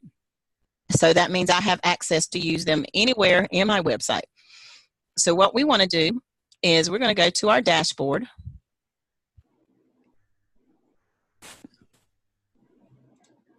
And we're going to go down here to appearance. And we're going to go over here to our header, or we're going to go in the middle to our header. Okay. And when you come up to your header, this is where you're going to have the meat and potatoes of basically how you can edit your website, not your pages, your website, on how it looks and how it's presented. And it tells you that you're customizing whatever you've named your site. If you have not named your site, if you still have online amazing offers, change it immediately right here where it says site identity. Pick a name that you want to be associated with your business and put that in there. Online amazing offers is a template, and that is just for your training to get you familiar with how to get your links, how to edit and modify pages, and eventually how to create new pages. So you want to modify this. So you want to go to your site identity and you want to click on it, and it's going to pull up your site name as it currently is. And right here where it says site title, you want to change that and put your title that you want. Your tagline is this right here, and you don't necessarily have to have one. You know, you can put this in here. You can change it with the seasons if you want to, or you can have it stationary like mine. It's there. It's fixed. I don't change it because, you know, I don't want people to come in here 1 month and it's one thing and come in here next month it's something else. It kind of will confuse people. But now if you do it based on seasons, then, you know, they will know to expect it. Okay. All right, so now this, something else. We're going to come back out here. And we're going to see what other things they have to offer. Your social media. There's some of you that want to put your social media in there, and you can. So you want to click on your social media, and you can put your Facebook link, your Twitter link, your LinkedIn. Google Plus has gone away. We don't have Google Plus anymore. All right, and then your email. For some reason, it will not accept an email. You can put it in there as your email appears, but it always puts an HTTPS in front of your email. Well, your email is not an HTTPS system. And so when people try to click on your email, it will not go there. So if you want people to be able to get in touch with you through email, then you need to actually put your email on your page you're creating. Once you do this and you hit published, then all your information is going to show up at the very bottom of every page that you create. They're going to have ways to get in touch with you based on your information that you've created. And it's going to be down here at the bottom of your page. It's not going to show right here. See right here? So now they can go to my Facebook, click on my Facebook, boom, click on my Twitter, takes them straight to my Twitter account. So that's what you want them to be able to do. So that's where you can go and put your social media. Colors, you can come in here with your colors and change the colors of your background, change the colors, like my background's white. You can change the color settings of your wording. For your menu, my menu's pink or purplish looking fuchsia. I call it fuchsia. My husband calls it pink. But it's fuchsia, and you know that's the color of my menu. Once I get to it. This is the new program that they format. So, you know, you can see on my homepage, all my colors are in pink. My background's white. And I've left the background white because I customized my background, which you can do. And then you have your header image, which is my rotating image. Most of you have come with the basic programs and pictures that Rory put in, which I think I still have them. No, I got rid of all of them except for that one. It's the only one I liked. But he has images in here where you can upload your own images and put them in here. Just go here where it says upload an image and put your images in here. And you can crop them. You can make them look however you want to look. And you can put as many in here as you want. My suggestion is, though, is that every image that you put in here, please make sure that it is relevant to your website. So, you know, you want things in here that people can shop for. So if they see coffee, they can type in my search for coffee. You know, if they see cartoons, they can actually type in tunes, and they're going to go to my editorial on politics and cartoons. So there's, you know, memes, you know, I got self-help in my website, my thank you. So everything in here is related. That's my beautiful daughter. She was advertising her wedding dress. So everything that I put in here for these pictures is relevant to my website. And you can put as many as here as you want, but you don't want to put too much, you know, because they're going to rotate. And then all you have to do is when you get to the bottom or the top, either one, they have a button that says randomize. And you want to click on that button, make sure it's highlighted in blue. And then you're going to hit your publish. And then that way, it's going to basically rotate these pictures in random order every time somebody clicks on a page. So that's how you go in and change those pictures. Now, same thing with your theme, your background. You can come in and change your background. And all I did for my background was I went to Google, found some backgrounds that I liked, uploaded the background, and chose it for my background image. My background is a wine color. It's on crumpled paper, crepe paper, basically. And you can come in and do the same thing, you know, do your background information. What do you search for on Google to get that? Backgrounds, or just put images. You can type in background colors, or you can type in basic colors, whatever you want to put back there. Just remember that whatever you use as your background is going to bleed through your pages. So just remember, you know, you want it however it looks. So when you pull up a background, that's the color that you want to make sure, and you can tell it, you know, you want it to fill the screen, you want it in tiles, however you want your background to appear. And, you know, you can put one background in there and say, that's not quite how I wanted it to look. And, you know, go back and change it. It's totally up to you until you get it the way you want it to look. And then once you get it the way you want to look, then, you know, save everything and your page is complete. But you want to make sure that your background, your whole site is depicting your personality and how you're going to be representing all your products. You're basically yourself. Because a lot of people's never going to meet you. They're going to know you through your writing and through your advertising. So you always want to make sure that your system represents you well. That makes sense? Yes. Sheila, what did you say about you got to watch your colors because you'll see through them? Or okay, let me pull up my home site. Okay. As soon as it comes up.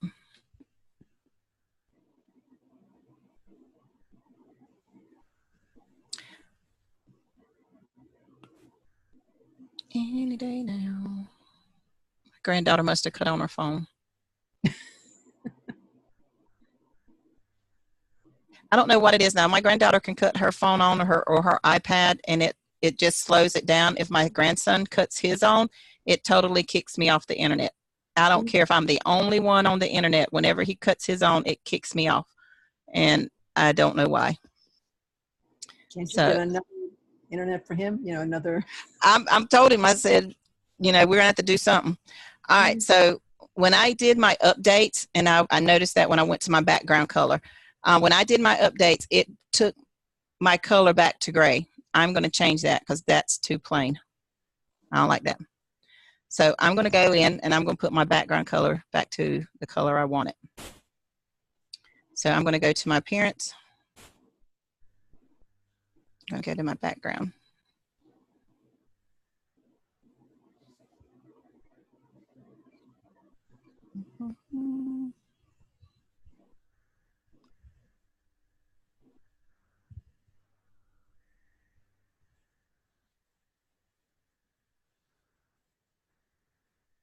I was hoping she was going to take a nap, but I don't think she is. Wishful thinking. I know it. So yeah, I don't like that gray. That's just too plain. So I'm going to get here. I want to change my image.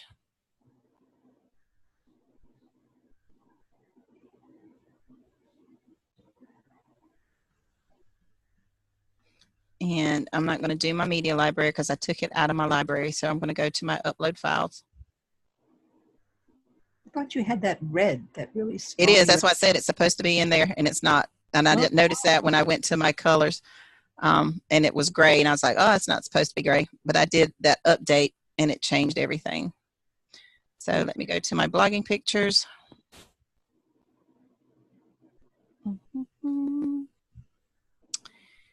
And this is going to be fun because I don't think I put it in a folder. So y'all going to get to see me play for a minute. Find out where I put this thing. And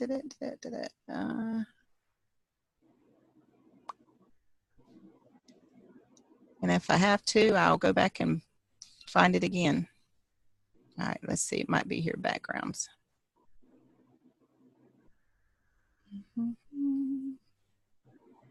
There it is. Oh. So I'm going to show you what it would look like. Say I wanted to use this starburst color. So I'm going to put this here. It's not load. It might take it a minute. All right, and I'm going to choose this image. All right, so you see how that bleeds through? Oh. But so you can, yeah. So, I mean, it's going to look okay, but it bleeds through my pages. So if I scroll down, you can still see that little starburst back there. But is there an image position that you can? Yeah, your position. So, I mean, this just means if you want to move it to the left, to the right, you want to do the full screen. You can do it fit to screen. Or custom. Oh. Yep. You can do it a repeat, which puts it in a tile format. You know, you can see the little lines in the back. You can do a custom, which you can go in and, you know, change it however you want to. I always do fill screen. That way it takes up everything. So, but I'm going to go back and change it to the image I want. With custom, you could move it over to just the left-hand side column or something. I'm not sure. Probably, yeah, with the positioning, you can probably go in there and change it and position it however you want. But you want to remember that when you move it, whatever space that you're from is going to have a different scene. Oh. So it's going to have the basic gray background. So you want to make sure it still looks uniform. Gotcha. Okay. So there's my crushed paper. That's what I want. There we go. That's me. That's you. Yeah. So then once you publish it, click out of it. And then if you want to make sure that it's the way you want it to look, then you're going to go and visit your site.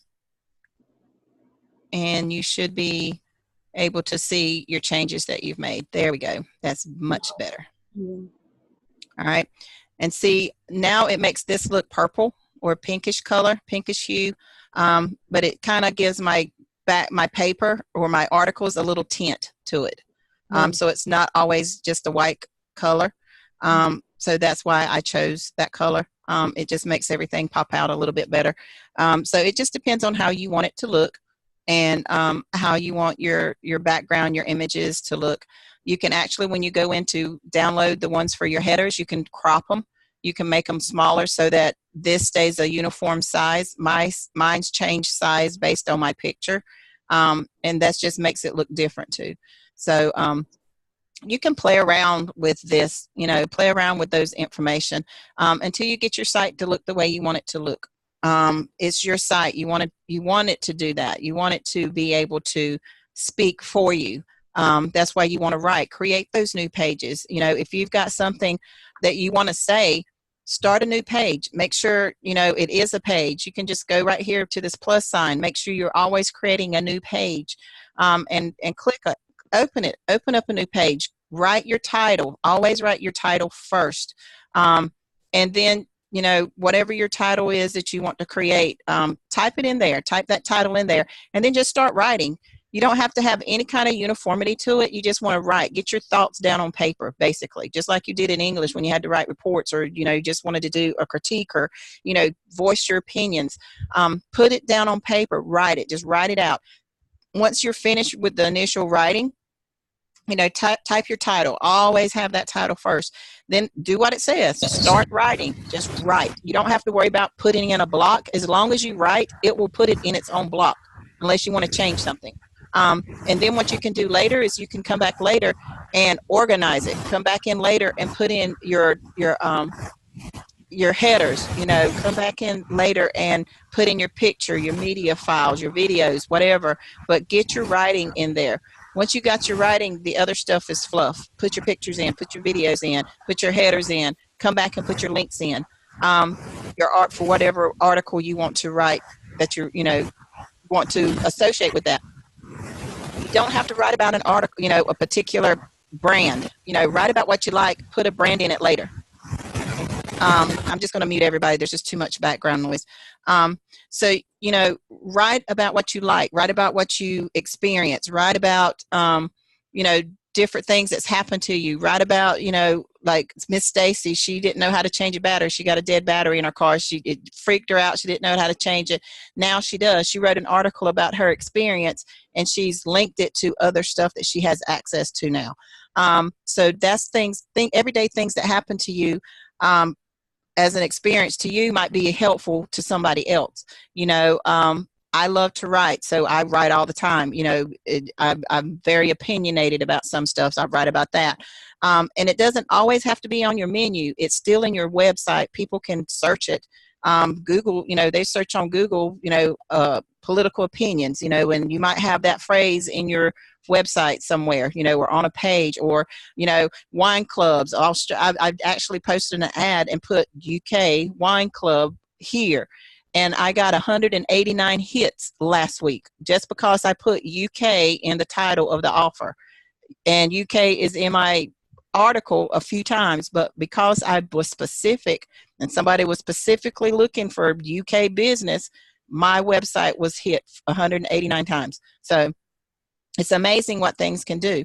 So just write what you like, and then come back later after you've finished it and say, what offers have I been approved for that I can put there? Maybe you don't even have an offer. Maybe it's just an interest piece that you want to write about. Use that in your system, because you're wanting to make it as unique as possible, especially if you're applying for Google AdSense or you want Google AdSense. Then you need to be as unique and as far away from this template that we've all gotten as possible. So, you know, work on your system, you know, get it modified, get it working, make it represent you and what you want people to expect from you when they come to shop at your site or come to read articles in your site. It doesn't all have to be about selling something. It could just be opinions. It could be, you know, and make it, if you want to, make it on your menu, you know, opinions and, you know, here's my opinion, or opinion and human interest, you know, human interest pieces. I have a student that he's writing about his city. They do a big, what do you call it? They come in, you know, once a couple of times a year, and they help the community, you know, and so he's writing about that and basically putting his city on the map. He's not linking it to any offers or anything, but he's writing about how his community helps take care of his community. And it's a human interest piece. It gets people to your site. It gets traffic coming to your site, you know, and once they're at your site and you appeal to them, they will shop with you, but you got to make sure that you have something there that is appealing to people. A template is not appealing to people. It's a template. So you want to make sure that you have it as much as uniquely possible that you have it for yourself and not Rory. You don't want it to reflect Rory. You want it to reflect you. That's why, Miss Constance, that picture you and Pieway, get it in there. Okay. I want it in there. That's beautiful. It needs to be in there. And even your pictures of yourself, you don't have to have them scattered all over the place, but that gives your shoppers, your customers, your visitors to your site an image of what the person that is writing it is about. They might be able to relate to you. I'm Native American, you know, I'm a cartoon buff. So everybody that knows me knows my website is going to be full of cartoon characters. Somewhere you're going to find one on a page somewhere. That's just who I am. Let people know you through your writing, through your website. Make it unique. Make it yours. It is yours. So make it yours. All right. So I'm going to unmute everybody, and we're going to see. Ask you one quick question, and you went by it so fast. Okay. So we write a page now, and we haven't put any link, blah, blah, blah. So you said it'll still be there even though we don't make a, on the left-hand side. Oh, I can't. Yeah, if you just want to come here and write anything that you write that's not finished, you always want to come up here and put it in draft, save in draft. Always just save in draft. Always make sure it's under page, not post. Make sure it's under page. And then you want to save it in draft. Always save it in draft. Then when you're ready to come back and work on it some more, you're just going to come to your pages, all pages, and you're going to click on the word draft, just the word draft. And it will pull up the title. That's why I say make sure you have it titled. It will pull up the title of your pages that are in draft. So you're going to click on draft. 32. Yeah, I do a lot of stuff. and you know, some of it I've got some stuff in there, you know, and some of it they'll still see it though. No, they will not see a draft. You will only you see drafts. The public cannot see it until you actually hit publish. But draft is just for you so that your ideas are on paper, so to speak. Then you can always come in and work on them. And then once you have it finished and the way you want it, you know, then you hit publish. And then it's out for Google to index. It's out for people to search. And but Google won't see it either. Huh? And Google won't see it either. Google sees nothing that is not published, and they don't see anything that's marked private. All right. Then none of my pages are showing because I didn't publish any. I was so scared to hit publish. Yeah. It has to be published. And even though they are published, and this is a concern you had, Ms. Constance, even though they are published, that does not mean that they're finished. You can always come back and hit that edit button and change stuff. You can add stuff. You can rearrange stuff. Just because you have it published does not mean it's done and over. That's why your system will never be finished. If you are any kind of business person or marketer, or if you just are proud of your work, you won't leave it as is. You will always want to try to improve it. That's why you will always be able to go in and edit any finished page at any point in time that you want to. So when I see save draft and then preview and then publish, that's what I have to hit for everything to show up. Yep. Oh. Yep, you have to hit publish. Now, if it's already in your system and all you see is the word update, that means your page is already published. You just have to update any changes that you've done. No, it's not. It's publish. Yeah, if you have the word publish, that means your page is in draft and nobody's seen it. Bummer. Yeah. So you have to make sure you hit publish. But you need to think of your system as a work in progress, because you will always be working in it. You will always be updating. You will always be modifying. The only differences between what you're doing now and what you're going to be doing in the future is now you're just trying to get rid of Roy's stuff and making it your own. Once it's your own, then you're just going to be changing it to make it better and to make it more reflective of you and to be putting your new offers that you get. Because we all change from day to day. Our opinions change. Our ideas change. Our appearance change. My weight changes every week. We all change, or and you want that to reflect in your work, in your web page. You want people to be able, especially if you have a following. On my Facebook, even on my Instagram, I had somebody, because I didn't post anything on Instagram for a couple of days, and I had somebody say, "Where are you?" And I was like, "Oh yeah, I got to go in there and send some stuff." So always you want that following, and because if they're following you, then that means they're looking at everything you're doing. Okay. I just go on pages, one of my posts or pages, and the link I had to my Facebook video, it wasn't in the pages. In other words, I have to put it in all over again. Even if it's post, and I do it in pages, I have to put it in again. If you have it in post, like right here, it's still there. It's just you have it in a post instead of a page. But I do have to put it it's still again. on your site. If I'm doing a page, I have to put it in again. Yes. If I'm okay, that's what I. Yep. Okay. If you're doing a page and you've already done a post of it and you want to do it in a page, then yes, you have to put everything in all over for it to show up. Can I copy what I had in post and then go down to page and paste? Yes, but make sure you put your title in first. Gotcha. Before you paste it. And Okay. yep, and then you want to make sure that all your links came over, because sometimes when you copy and paste, sometimes your links might not come over correctly. Right. Okay. So just Good. double check those. Thank you. You're welcome. All right. So any other questions? Make sure we did that. Okay. So the other thing I want to show you is how to use the program that we were talking about for Instagram, and it's called Grambler. It's in episode 19. No, episode 17, I think it is. In your Blogging for Cash with Rory. Okay. So I have it here on my laptop, and it's Instagram for your laptop is what it's for. And we're going to pray that it comes up properly since Evie's still on her iPad. And so once it comes up, it's going to look a little different than it does on your Instagram on your phone. Okay. And so what I'm going to do, and this is the good thing about using Canva, which is the program I use to create my memes with. Y'all need to get that and play with it. It's a free program. Canva is wonderful. So it's going to show like this.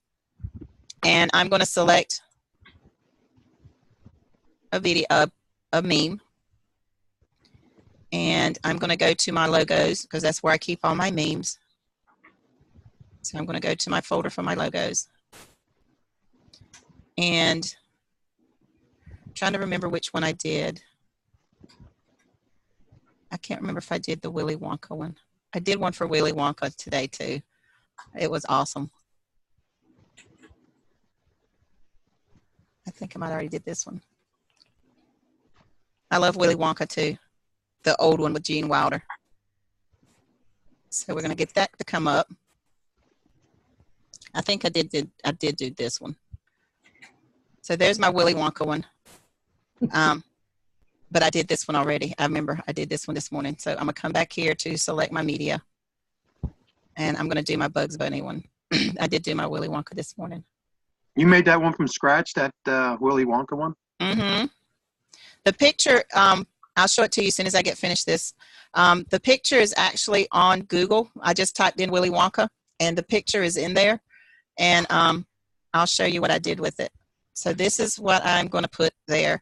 I'm going to click Save.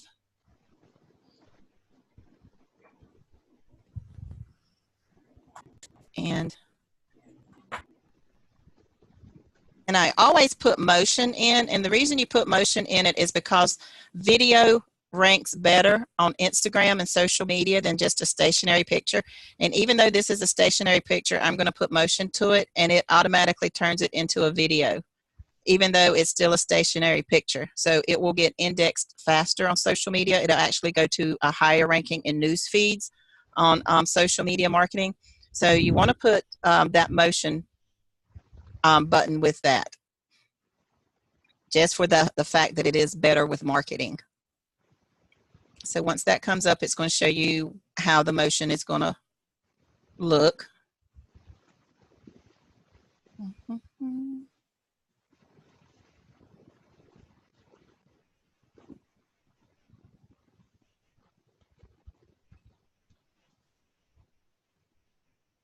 Once that comes up, then you're just going to hit continue.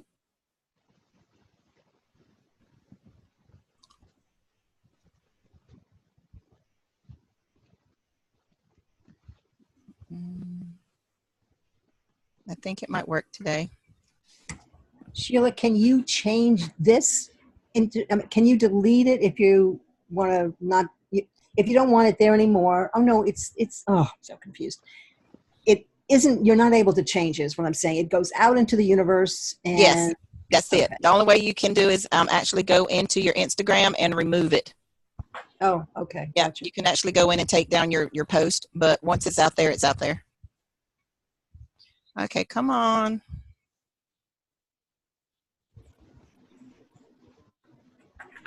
No, my internet is not. It'll start over next pictures. And I think I've bugged it back down again because I've done quite a lot on it since I've had it back in the last 3 weeks. Yeah, I probably need to get one of those gaming computers that has tons of memory and space with all this stuff that I do. I think I confused it when I changed that picture. So, so I'll go back in now that I know what I want to do. Let's get in there. But the Willy Wonka, I'll go ahead and pull that one up. It was amazing. I loved it. Because like I said, I'm a big cartoon, Disney, Willy Wonka, all those. I grew up on that stuff. So, yes. All right. So we're going to go to my logos. And when I got the Willy Wonka, it just had the just his picture with the candy and the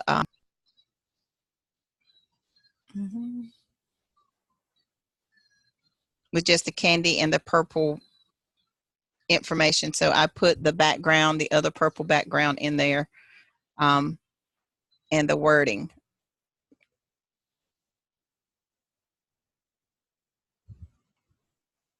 And this is the paint program that you, and then that I have, and then you can actually put it in 3D paint where you can go in and do a bunch of stuff that came with my Office program. So once this comes up, my Grambler still didn't come up. So I got to find out what's going on with that. Okay, Grambler stopped working. All right. Gotcha.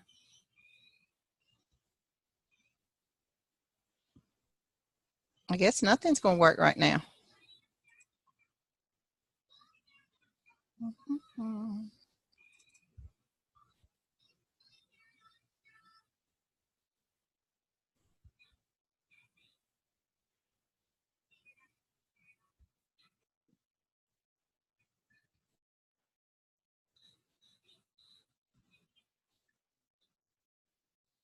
Any day now. But I put this Willy Wonka one on my Instagram this morning. That's why I remember, because I put motion to it. And when I put the motion to it, it looked like he was coming out at me. And this kept getting bigger and bigger, where it said, look into my eyes. It was amazing. But no, I created this. The actual picture was just this right here with the background and the lollipop and the chocolate. So I actually used Canva to go in and add this information. I changed the color of the lettering, and then I changed the font and put my information on there. So I created my own meme, and I put this out there on Instagram. And so, and then I put a little text with it, just like you do for social media, for Facebook. I put the text out there, you know, getting ready for travel. Then you need this app to get great rates on your hotel. And then I put my link to my page, even though it's on the meme. I actually still put the link there, and then it lets you add tags. So I put tags vacation travel. I put the tag, I always put tag wine club. I put discount hotels, the hashtag discount hotels. I put hashtag discount rates. And then I hit publish. And so that went out with that information, and then all those tags that have those tags out there, it will also get the same thing. So I really want this to, yes, I want it to use it. But yeah, you can go to Canva, C-A-N-V-A. It's a free program that you can use, an internet program, and just go in there and play with it. It has templates in there, so make sure you look at all the ones that say free. If it doesn't have the word free on it, then there's a charge to use it. The charge runs anywhere from like 75 cents to $3 or $4 to use. And I don't want to do that. I don't ever use the free, the ones that you paid for. There's too many free ones in there that you can use.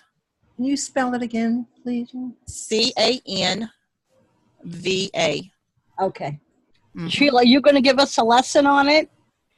I want to, but I don't know if it would be constructive or not. It's a little advanced. I mean, I can do it. I mean, I'm done teaching unless there's something somebody wants to go over specifically. I don't mind staying on here a little longer to show some of you how to use it if you want to. Okay. So if I don't have a question next week, should I just show up and just see what's going on, or? Yeah, yes. Just I'm here every week, even though next weekend's Mother's Day, I will be my grandson has a ball game, so I won't be leaving until after that. So we'll still have our class if y'all want to, so I'll still be here. But if I leave, do I have to ask you if I can come back, or I can just come back? No, I'm an open class.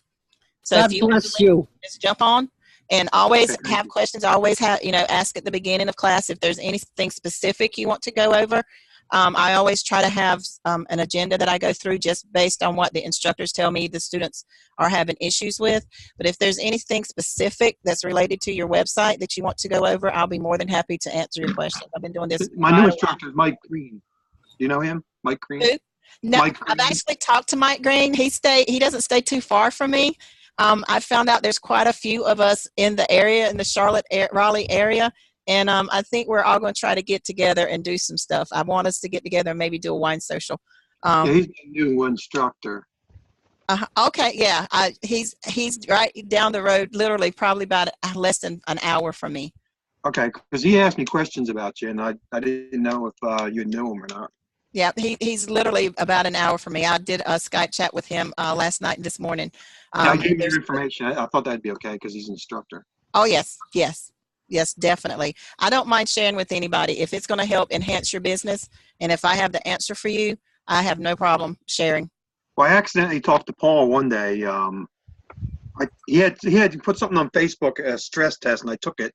And he said, respond to what your stress level was. And I said mild stress, and he asked me why. And I said it was that damn response magic. I said, and he helped me. And it was there after I had already talked to you about if I could remove it or not. Oh yeah. All right, and I'm going to get rid of some of this stuff because we don't need this. And we're going to go here.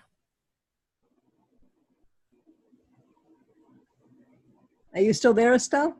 I'm still here. Okay. I see my Zoom Did is she say turning. Estelle? Oh, I did say. Didn't I say Estelle? Okay. Yeah. Okay. I'm here. So, I want you to see my picture. all I right, so want to here we see go. the picture.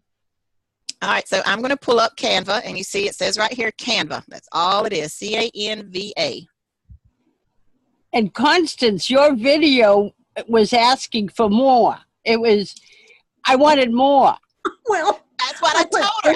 I said, Miss Constance, you need to do a series on you Oh and my Pi. God, yes. And you should see the picture she sent me with her and Pi. I said, that needs to be your featured picture. She is one gorgeous lady. I'm telling you. I don't swing that way, but she's really gorgeous. well, that was the sweetest compliment. Thank you. I want to see it. And I told her, did I not tell you, Miss Constance? She needs to put it on her website. She really does. You just showed me how. Yes. So I'm gonna. All right, go to picture one, the free pictures, 1429. One. Oh, wait a minute. You're not. Where are you? Are you on I'm on Canva. Okay, because I see social media and. Yep. So this is Canva. Oh, I mean the pictures. And what we're going to do is it tells you right here, you want to go to social media, or you can do your business cards. If you want to do a business card, you can create a business card. You can create posters. You can create letterheads, flyers. So these are all the things that you can come and use this for. Instagram, it actually, because whenever you go to Facebook, it'll tell you got to have a certain size, or to kick it off. So these are already formatted for these different programs. So I'm going to come here and I'm going to do a Facebook. All right. I'm just going to pull up Facebook, and it has templates already in there that you can basically modify if you want to. When it pulls it up, you'll see that it has all kind of templates in there. And you can use them if you want to. I don't like to use other people's stuff. I like to create my own. So once it pulls up all the templates that's there. And you can look at them and see how you want. If you like some of them, it tells you if you want to do a sale on Facebook, here's some templates. If you want to do Halloween, there's some templates. And you just click on each one of those and it pulls up a preset design and you just put your information in it. I don't like that. So I went to uploads, and I uploaded some of my own photos. All right. So if you don't, and since you're fairly new, you don't have any yet. So what you're going to do is you're going to go here and you're going to hit upload an image. And you go to upload an image and it's going to ask you where you want to go. And since I was just in my blogging templates, it's going to pull up my blogging stuff. Okay. So wherever you have your pictures that you want to use, when it pulls it up, you want to go to wherever that folder is and click on it so your picture pulls up that you want to use. Okay, and then you just choose that picture. Let's see, which one don't I have? This would be a good black and white picture.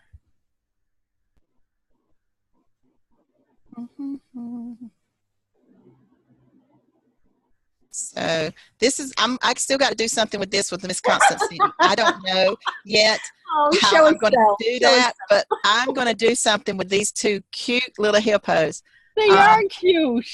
Well, they're the same. They're the same one. One with without a smile. Hold on. The one with his tongue out, right? Or his or her? Yeah, one's got their tongue out. Let's see. Cute. What? That's how I felt the other day. So. Watch this. Did you find that on Google, Sheila? Miss Constance sent that to me. You're gonna have to ask her where she got it. Oh, but yes. I just copied it, so I don't. I didn't think it was. I think it's free or what. I don't remember. I just copied it. Wind up in jail. Okay. No, I didn't see a watermark on it. So. Oh, good. Okay. But it was in water. We're getting ready to find out. So. Oh, Estelle. I'm sorry, I couldn't resist that one. So once these get in, we're going to do this. Okay. Here's what I'm going to do. Okay. Here's these two. I told you I'm going to use these. And you just double click it. I'll get off of there. You're just dragging, right? Yep. So there's the first one. All right. And I want to minimize this one. And how do you do that? You just you see, yeah, it's got the little dots on the side. Oh, got it. Yeah, Okay. so you just minimize it and then you want to delete the one in the back, the big one. Okay. All right. I'm getting all these pop-ups from people Skyping me, so it kind of messes with my computer. All right. Yeah, come on. So cute. It is, and I want to do this. I'm going to do this. All right, so there's that. And it's still not the way I want it. Come on. How do you delete the bigger one without deleting the small one? Once you move them, they turn into individual pictures. Okay. So yeah, I'm just trying to get it to do what I want it to do right now. Let's hit cancel. All right, so I want to get rid of that one in the back.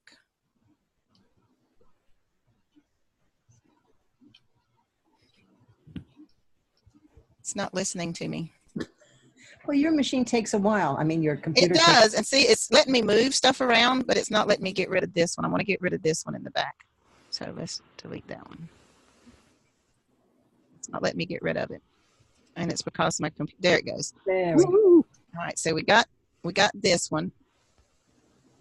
All right, and I still want it smaller because we're going to get sister over here too. All right, so now I got that one positioned. So now I'm going to click this one, and it's going to impose it over it. See that? So I'm going to minimize this one, and the big one, I'm going to highlight the big one and get rid of it. Now I'm going to position this one here. Position this one right there. Okay. And let's move it up a little bit. I'm going to separate them just a tad. Oh, I know exactly what I want to do with this. It just hit me. Uh-oh. I feel trouble coming on here.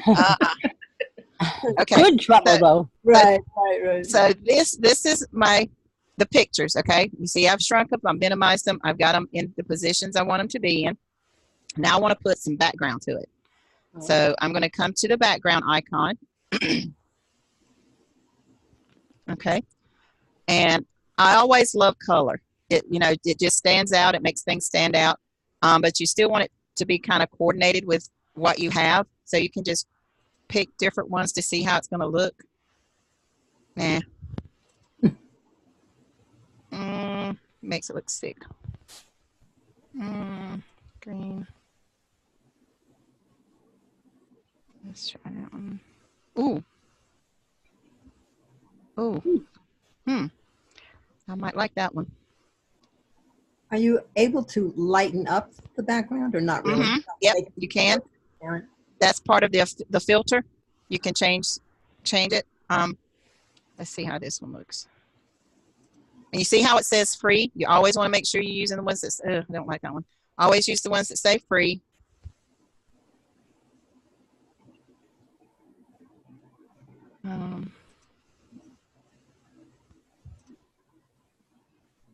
Sheila, I don't know if these pictures were free or not. It's like 2-3 years ago. It doesn't matter. Oh, all right. Yeah, it don't care. As long as it doesn't have a watermark on it, you can use it. Okay, good. Okay. I forgot about that. I don't like that one. Where's the water one? Nah, I don't like that one either. I like that one with the green. I'm going to go back to that green one. That one. There we go. I like that. All right, because now it makes my picture stand out. So now I've got my background. So now I'm going to put some text in there. All right, so now I want this one to be a heading. All right, so once the page loads up, and then you can move your heading to where you want it. Okay, and then you're going to adjust the size. Oh, I so know what I'm going to put here. Oh. All right.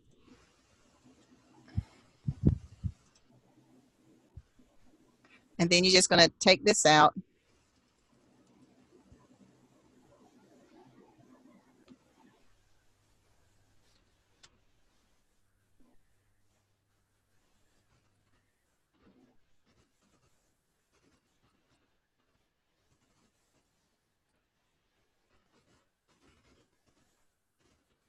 Come on.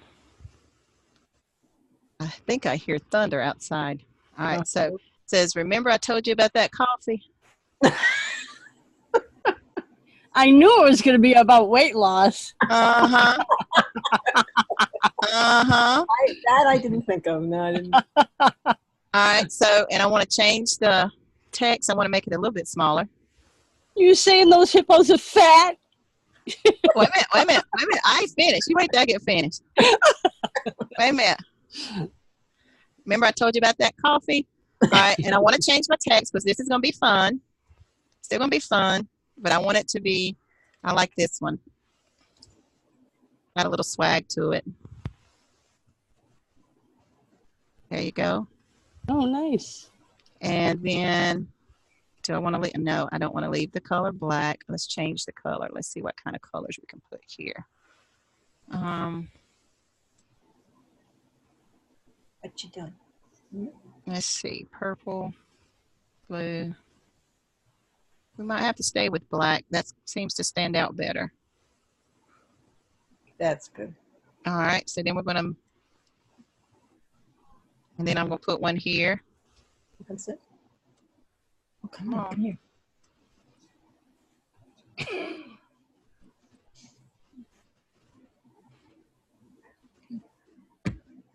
What is it doing?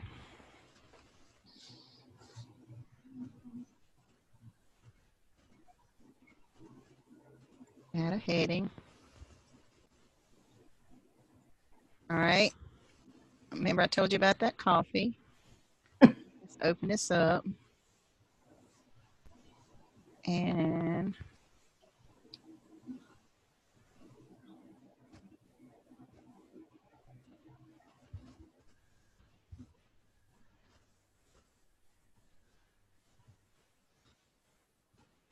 you didn't join me.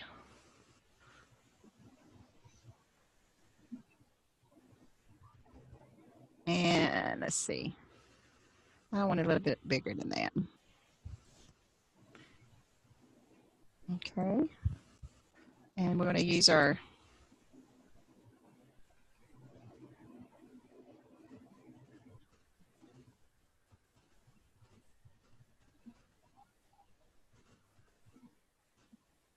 all right, so then I'm going to come here and put another heading. I don't want to. Let's get rid of one of them and move it down here. All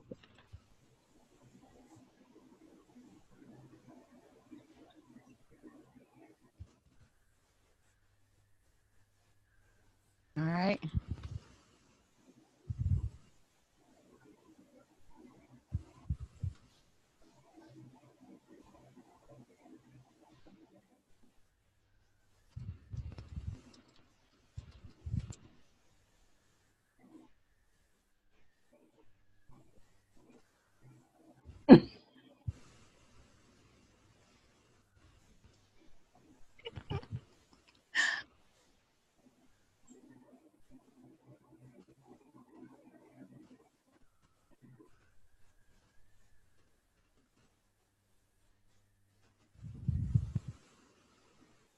All right. So it says, well, look at me now. I lost over 50 pounds. It stuck her tongue out.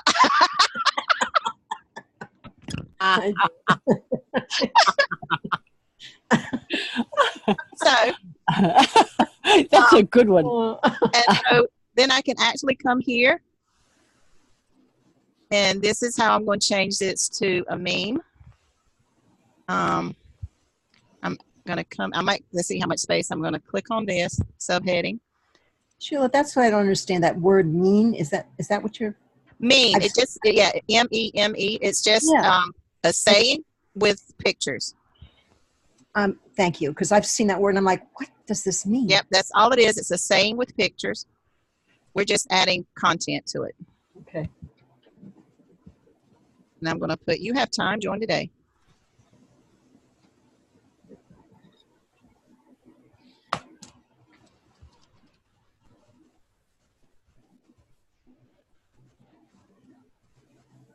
I can spell.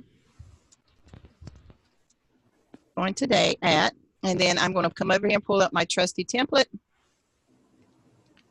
And I'm going to pull up my website I want them to go to.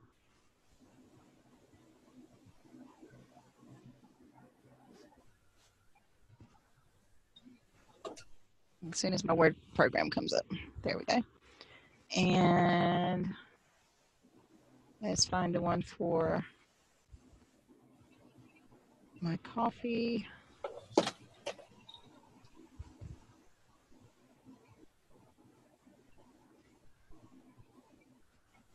Let's do this one. No, I don't want to do this. This one. I'm going to use this one. Achieve healthy weight loss. We're going to copy this. I'm going to come back here and paste that in there.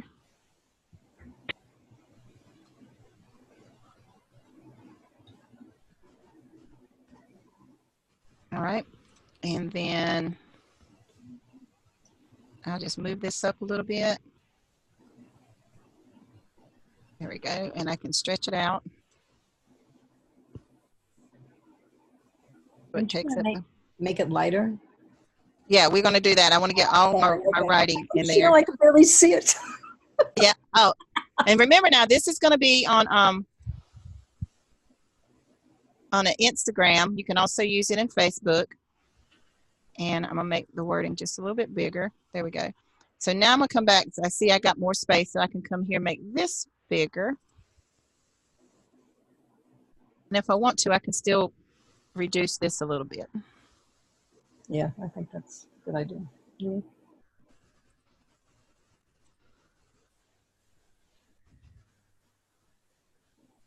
And let's reposition them maybe.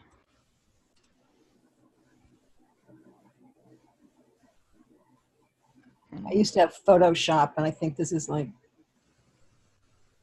very similar. Yeah, it is.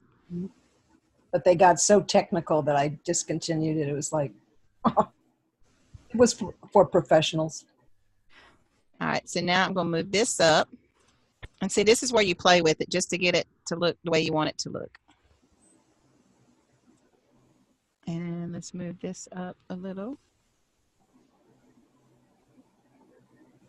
And move this over. Not up there. There you go. And I need to move this in. It went off my page. Okay. So basically, all right, so now what we're going to do is we want to lighten it up. So now we're going to go to our filter.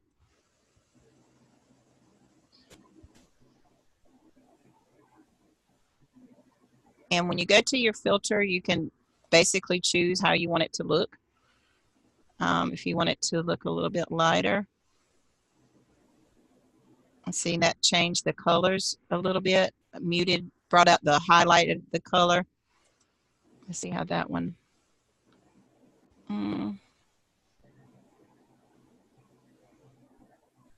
Intensity. See, that mutes the color a little bit. I kind of like it the way it was. So I'm going to leave it there. No, I like the brighter color. Made it a little, yeah, there we go. So now the greens stand out a little bit more. But this is where you can come in and just play with these. You can always come to adjust, and you have your brightness that you can adjust your brightness. But you don't want to get it too much. You can do your tint. But you see the hippos. Yeah. And that's what I said. You can always come back and change the background and say, oh, that background ain't going to do it for me, and come back and change your background. So that's one thing you can do. It's never set in stone until you set it in stone. So even if I wanted to come back here and change the background, I can still come back to the background and change the background color if you wanted to do that. And then once it's finished and you like the way it looks, which I think that's exactly what I wanted to say, I still think I want to make this a little bit bigger.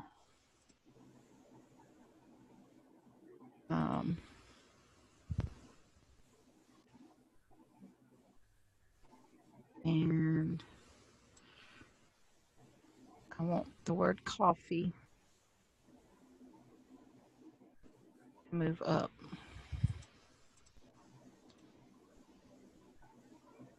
Let's move this over. There we go. Set it right there in the middle. There we go. That looks great. So now I've got my total. Remember I told you about that coffee? I think I need an exclamation point. Question, exclamation point. There you go. You didn't join me? Well, comma.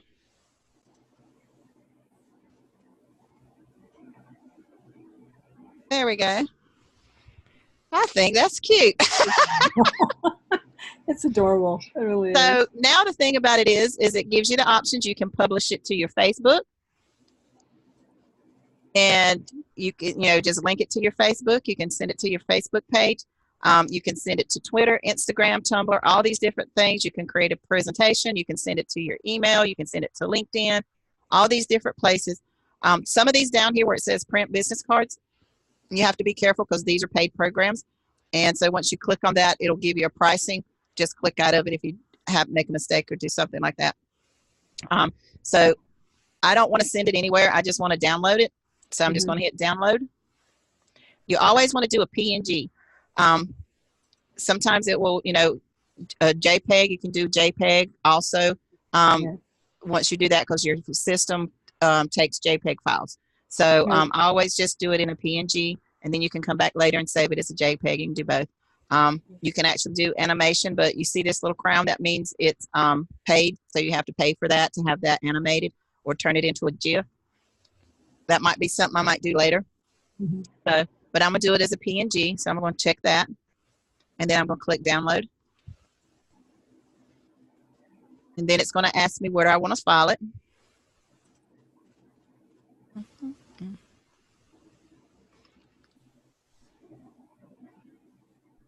If people would quit Skyping me. All right, so download.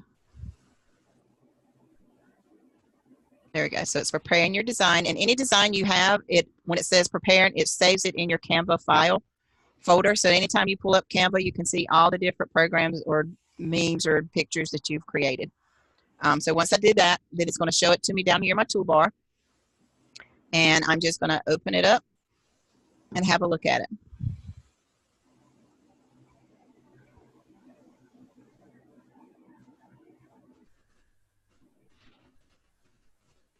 I didn't see your arrow point to where is it hidden? Or I mean, where is That's it? where it's down here. It shows up in your toolbar down here at the bottom.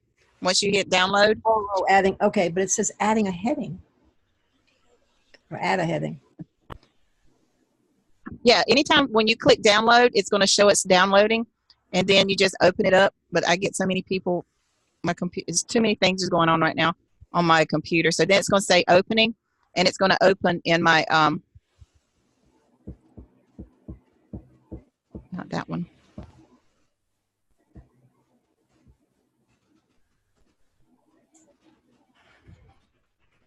I can. I'm in the middle of something.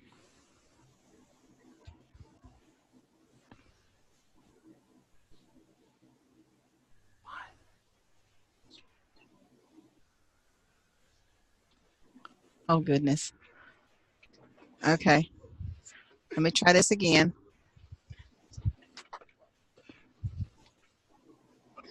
I just found out my son had to, okay. He had a game, another game. He got asked to play at this on a bigger league today. And my son just walked in and said that they had to call him because Eli hit a line drive umpire and knocked him out. Had to rush him to the emergency room. Oh my God. So I was like, Whoa. yeah, there it comes. My grandson, he's 6 years old, but he can hit the ball. That's all he does is play ball. Don't they wear helmets or something? Or? Yeah, they do, but the umpire don't, because these are little kids. I mean, 6 and 7 years old, so people think they don't hit that hard, but there's some that really do. My grandson's one of them. Oh, wow. But there's how your picture's going to look when you post it. See how big it is now compared to when we created it? Yeah. So once it pulls up, then I'm just going to hit here. I'm going to hit Save As. And then it's going to pull up and ask me where I want to save it.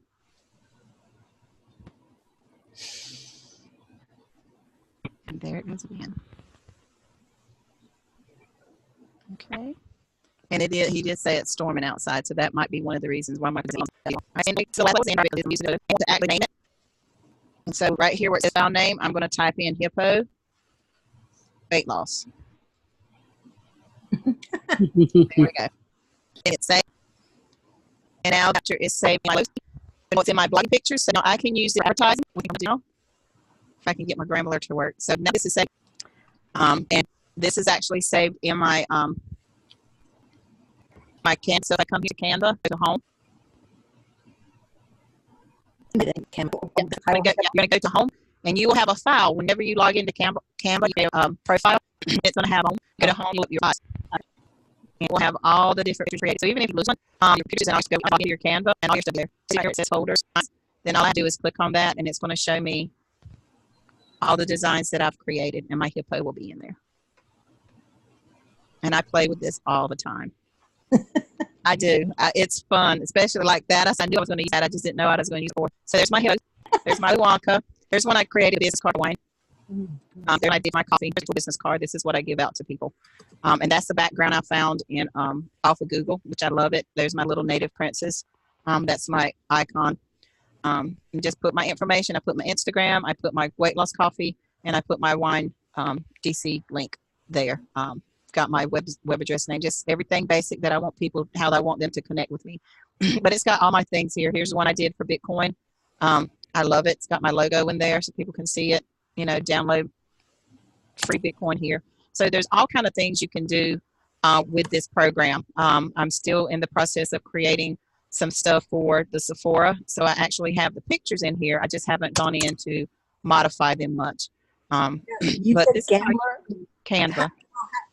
No. All right. How do you get this now into the Instagram? Okay. So now what I'm doing is I'm going to go to my Instagram since I downloaded it into my blogging pictures once I created it. Right. And now I'm going to use my my Grambler program. Yes. And depending on how fast it works now. So you saved it in 2 places, actually, on Yeah, Canva? it's on Canva. Yeah, it'll always be on Canva, and then I saved it to my computer. Gotcha. It's in my Dropbox under blogging pictures. Gotcha. So we're going to get this to come up, and hopefully it'll come up. Grambler application. Are you going to have the hippos in motion? Yes. We're going to see how it looks. Sometimes when you put it in motion, it takes away from the picture. So we're going to see how it looks. I might just do it anyway, just so it looks like she's coming at them. It should be cute. Yeah. So that's why I said I think I might see how much it'll cost on Canva to do actually make your photos animated or make them into a GIF. See how much that costs. So I'm just going to come here where it says click or drop and drag your image. I'm just going to click here. And it's going to pull up my file. It always pulls up the last file you were working in. And since we were in my blogging pictures, that's where it's going to pull up.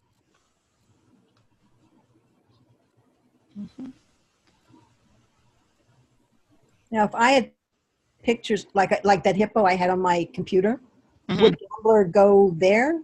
Or yeah, wherever the last place you were working on a file, that's where it's going to pull up. And then if that's not the one you want, then you have to tell it where to go. And that's where you have this information, wherever the file is located. Yep. Okay. So there's that. So we're going to click on that. It's going to upload in a second, hopefully. Oh, there's my report. You see right there, it took me too long. So, and this happens when I said it times you out. That's fine. All you have to do is just log out. Was that because it was too big, or that your computer's a little crazy? Slow. Yeah, it'll log you out if it's too slow. Okay, but but you did a good one that eventually it'll be accepted. Yeah. Yeah. So we're going to see if we can put motion in it.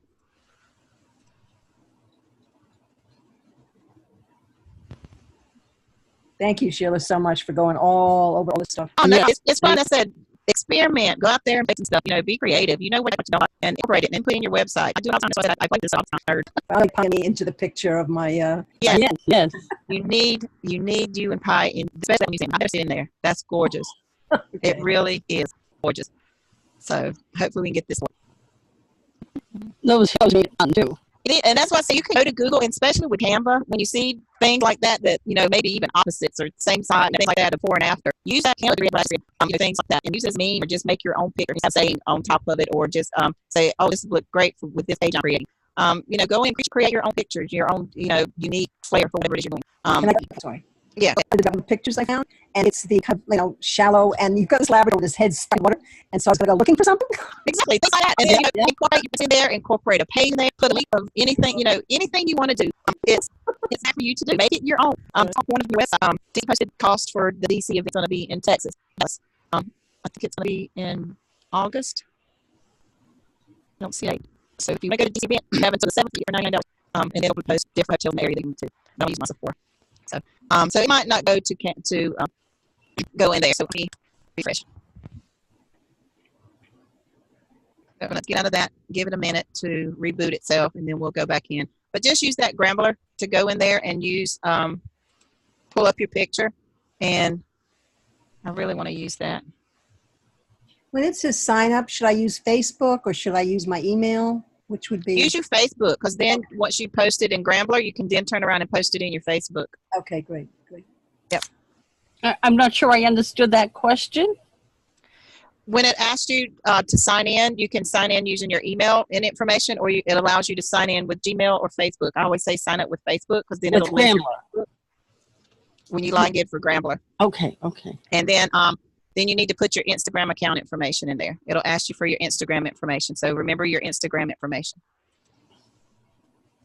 Like what your Instagram sign, because it's going to link it. You want it to link to your existing Instagram. Do not create a new Instagram.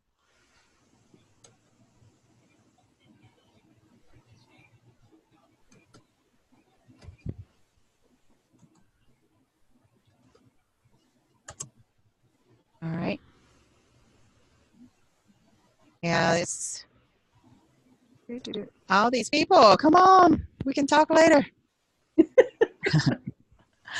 I don't know. I think everybody knows when I'm doing something, because it's like I get bombarded. with Skype messages and stuff, and it's like, okay, or text messages. Y'all probably seeing them too on your side, especially when something gets announced.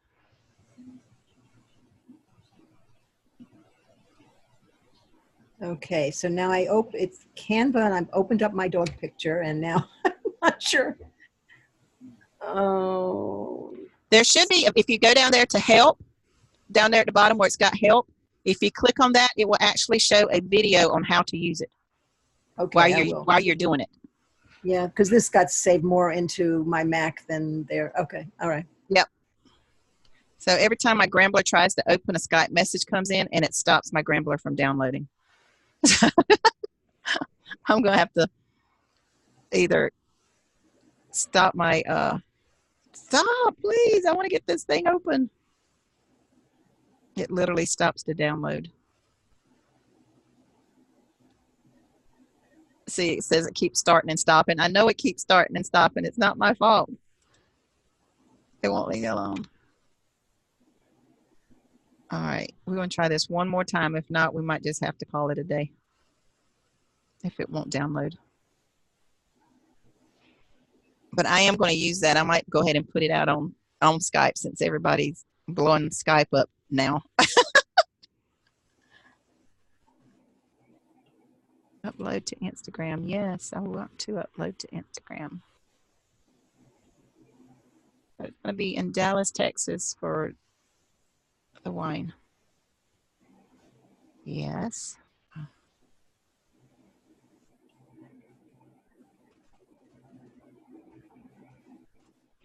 Yes.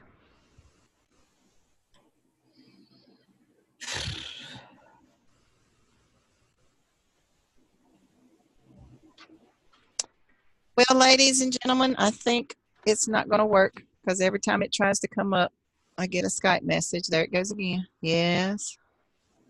Let's see if a Skype message comes up. It's like they're time syncing themselves together.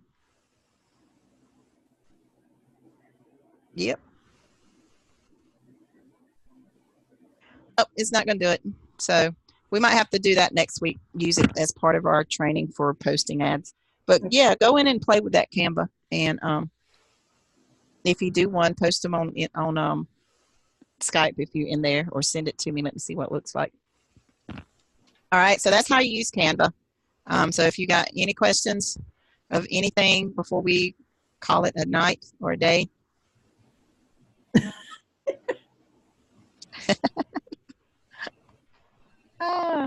So it's all good. We all got everything. So does anybody have any questions before we call it a day? Everybody good on what they need to do? Your homework? Create new pages this week. Create some new pages. I'll get pictures up. Yeah, and let people know who you are through your writing. Don't worry about putting an ad with it. Don't worry about putting I can publish it even though I haven't gotten any links in it? Yeah, publish them. Okay. Get traffic to your system. Put links in it as you think about it. But get your pages out there. Well, you can always come back and put your links in. All right. I haven't heard from CJ yet. Yep.